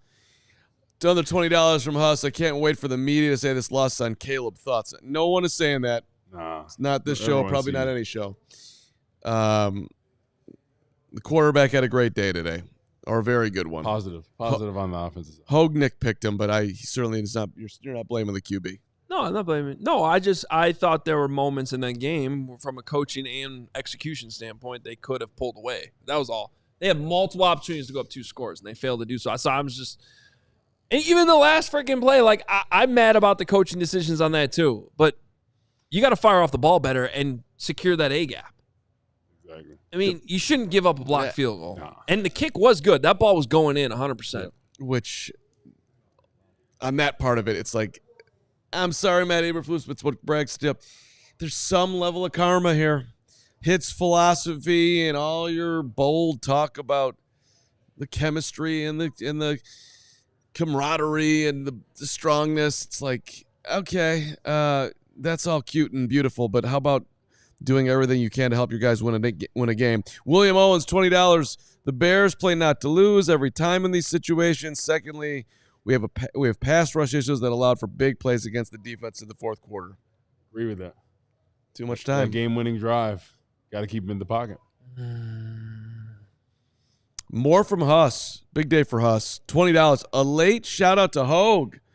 Bought me my first beer at my first Bears game. Memory forever. True story. I mean, in fairness, Huss had already bought us 700 drinks that weekend. Well, and I thought I'd buy him a drink at the game. And also, Huss, we met each other first. It's not about you. It was a super chat for Hoge, not Carm. It's unfortunate. Just accept it. Can't believe that I didn't get a super chat. We bonded. You didn't before. buy him a drink at the Bears game. I did. I don't think Huss needed a drink. I need a drink. That's my guy. I miss you, CJ. We'll see you soon. You win. You won. He likes you more than me. Northside Steve, $20. No joke. Feels great to have a competent game. The stat that Waldron had one of the most spread out systems versus today, night and day. Chewed up tons of time. Good game. D. Caleb threw some dimes. Got us right there. So there's a man seeing the positive of what happened today. You loved the way the formation changed, Hoge. I was all over that. Well, and a shout out to Nate Tice, who was the one earlier in the week who kind of pointed that out. But that goes back a few years with McVay and everything and the success that they had, and you saw it, and there's reasons behind it, and it worked today. So it's just 3 weeks too late. Low 6? What do you think? Lows 6. Lows 6? Long-time super chatter. Long-time super chatter. We love you, Low. 1999. Was that not a leverage penalty on the block kick? Dexter just got called for what looked a lot less movement on the long snapper. You got any thoughts on that? Hoge already explained that. Yeah, I didn't think it was leverage. No, there was no leverage. I didn't think Dexter's was either. Yeah, but it was a bad call on that one. But just because one bad call was made against the Bears doesn't mean one should be called against the Packers. It wasn't leverage. Leverage is when you push up on one of the linemen to spring yourself higher. He just won. Carl Brooks just won that rep. Of course he did. One more because we knew what was going to happen there. Should have drafted him. Listen to Adam Hoge. It's not even about that. I don't even care who it was. It is about that for me. I always listen to Hoge. I want to listen to Hoge. I need more Hoge. $20 from Huss. Another one. Braggs. Tell it how it is, and that's exactly how it is. Everybody loved when Greg got in there and spoke for the fans. Thank you, Gregory. Come out to the tailgate next week. The tailgates are always great, even though the Bears suck. Yeah, the day usually peaks right around 11 a.m. It was crazy there today. It was a lot of fun. It was phenomenal. Was that our biggest one ever? Yeah. Well, I don't know about ever, but it's definitely our was. biggest one this year. It was, yeah. Yeah, you think so? Mhm. You think so? That's what Jake said. Oh, Jake said it? We don't believe it? What, you want beef? Yo, when we get off this show, what's up, man? Let's go to Top Golf. I'll show you what's up. Oh, yeah. Top Golf, because that's really scoring. Get out of here. That's the only time you go beat me, bum. Giuseppe Mandel, right on cue, $49.99. Golf is on me in Vegas, Braggs. I feel everything you're saying. I can't help with withdrawals from the last Bears win. Alex has my number. We always find a way not to win the last 2 years. Amen. Dead silence on the show because it's just painful. It is. I mean, I don't know what to say anymore. There's not much you can say. TZ, a couple of super chats, $1 and a $2. Does that block happen if they were 6 yards closer? Don't know the answer to that, TZ. It might have. It absolutely might have. But less likely, then that's not the point. It's a good process, and that wasn't the best process by the Bears. You know what, to be honest with you, I don't know. It could go both ways because that penetration was so good, it might have been blocked anyway. That being said, it was blocked by, like, he barely touched it. He just got enough. Pryor just got off on time. I don't think that happens. And so just got to get off the football. That's it. That's the thing. If you get 1 inch more of him, if Matt Pryor's able to get 1 inch more of him, the timing's off there and he doesn't get any of the ball. I've been in that position of Carl Brooks. When you go over there and you try to initially get penetration and they get low and they go here, all of a sudden you go here and then you got to get your hand up to try to get the kick. So I don't think that would have got blocked if he would have just got off when the ball was snapped. Did you ever block a kick, Woot? Yeah. I like Dwayne's comment. Adam, you have 7 shows this week to talk about this. It's torture. The degree of difficulty for us did get a little steeper, but that's no problem. We're built for this, damn it. Any more supers? Last super of the day is coming in from Bear Down Omaha. I'd rather have lost 56-3. I disagree with that because Caleb needed to have a good game, and thank God he did. Yeah, at least that's my final message as we get out of here for Briggs and Brown. Look, maybe 56-30. Yeah, sure, 56-30. It might have been a little bit better. But look, we ain't there yet. But the Bears took a very positive step today with the quarterback. And at the end of the day, if we're talking about winning a Super Bowl, that is what matters most. Loss sucked, but there was progress today. So as disgusting as it is at 4-6 and long way to go in this season, ton of games left, 7 of them. And going to be impossible nearly to dig themselves out. But I'm still going to be thinking about the QB making huge plays today, and that was a positive. All right, Briggs and Brown are coming up next. Can't wait. Woot's going to Union. Yep. I might ride with you. Let's go. I'm going to go. I don't know what I'm going to do. Catch up on the rest of the league. We got a lot of content coming up for you. We got Briggs and Brown coming up next. Tomorrow, we'll have the All-NFL show at noon, followed right away by CHGO Bears at 1. Bulls tonight right here. Got the Rockets at home. Oh, yeah. Don't forget about that. Got our Bulls crew coming up tonight, too. So it never ends here on CHGO, which now you can pretty much access wherever you want. We're on Roku. We're on Samsung. We're on Xfinity. We're on another thing I'd never even heard of that we are on now. The Pizzatola Network? Yes. Not the Pizzatola Network. Are we on the Pizzatola? Well, we are. Yes. What is it called? Zumo. We're on Zumo. Isn't that a non-alcoholic beverage from the 90s? I thought that's Zima. All I want to do is I thought those were the pants that all the Bears fans are wearing when they're walking in. Zubas. Can we get Braggs to sing All I Want to Do Is Room a Zoom, Zoom, Zoom on the Zumo? No, you Just shake your rump? No? No.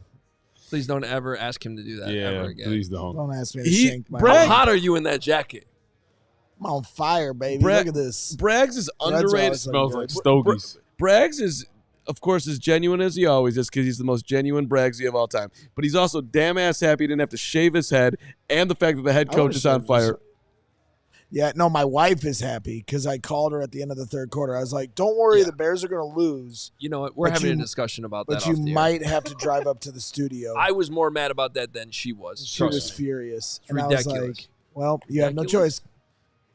All you want to do is Rumazumo. All right, let's travel safe. Briggs and Brown coming up, right? See you later. Bye.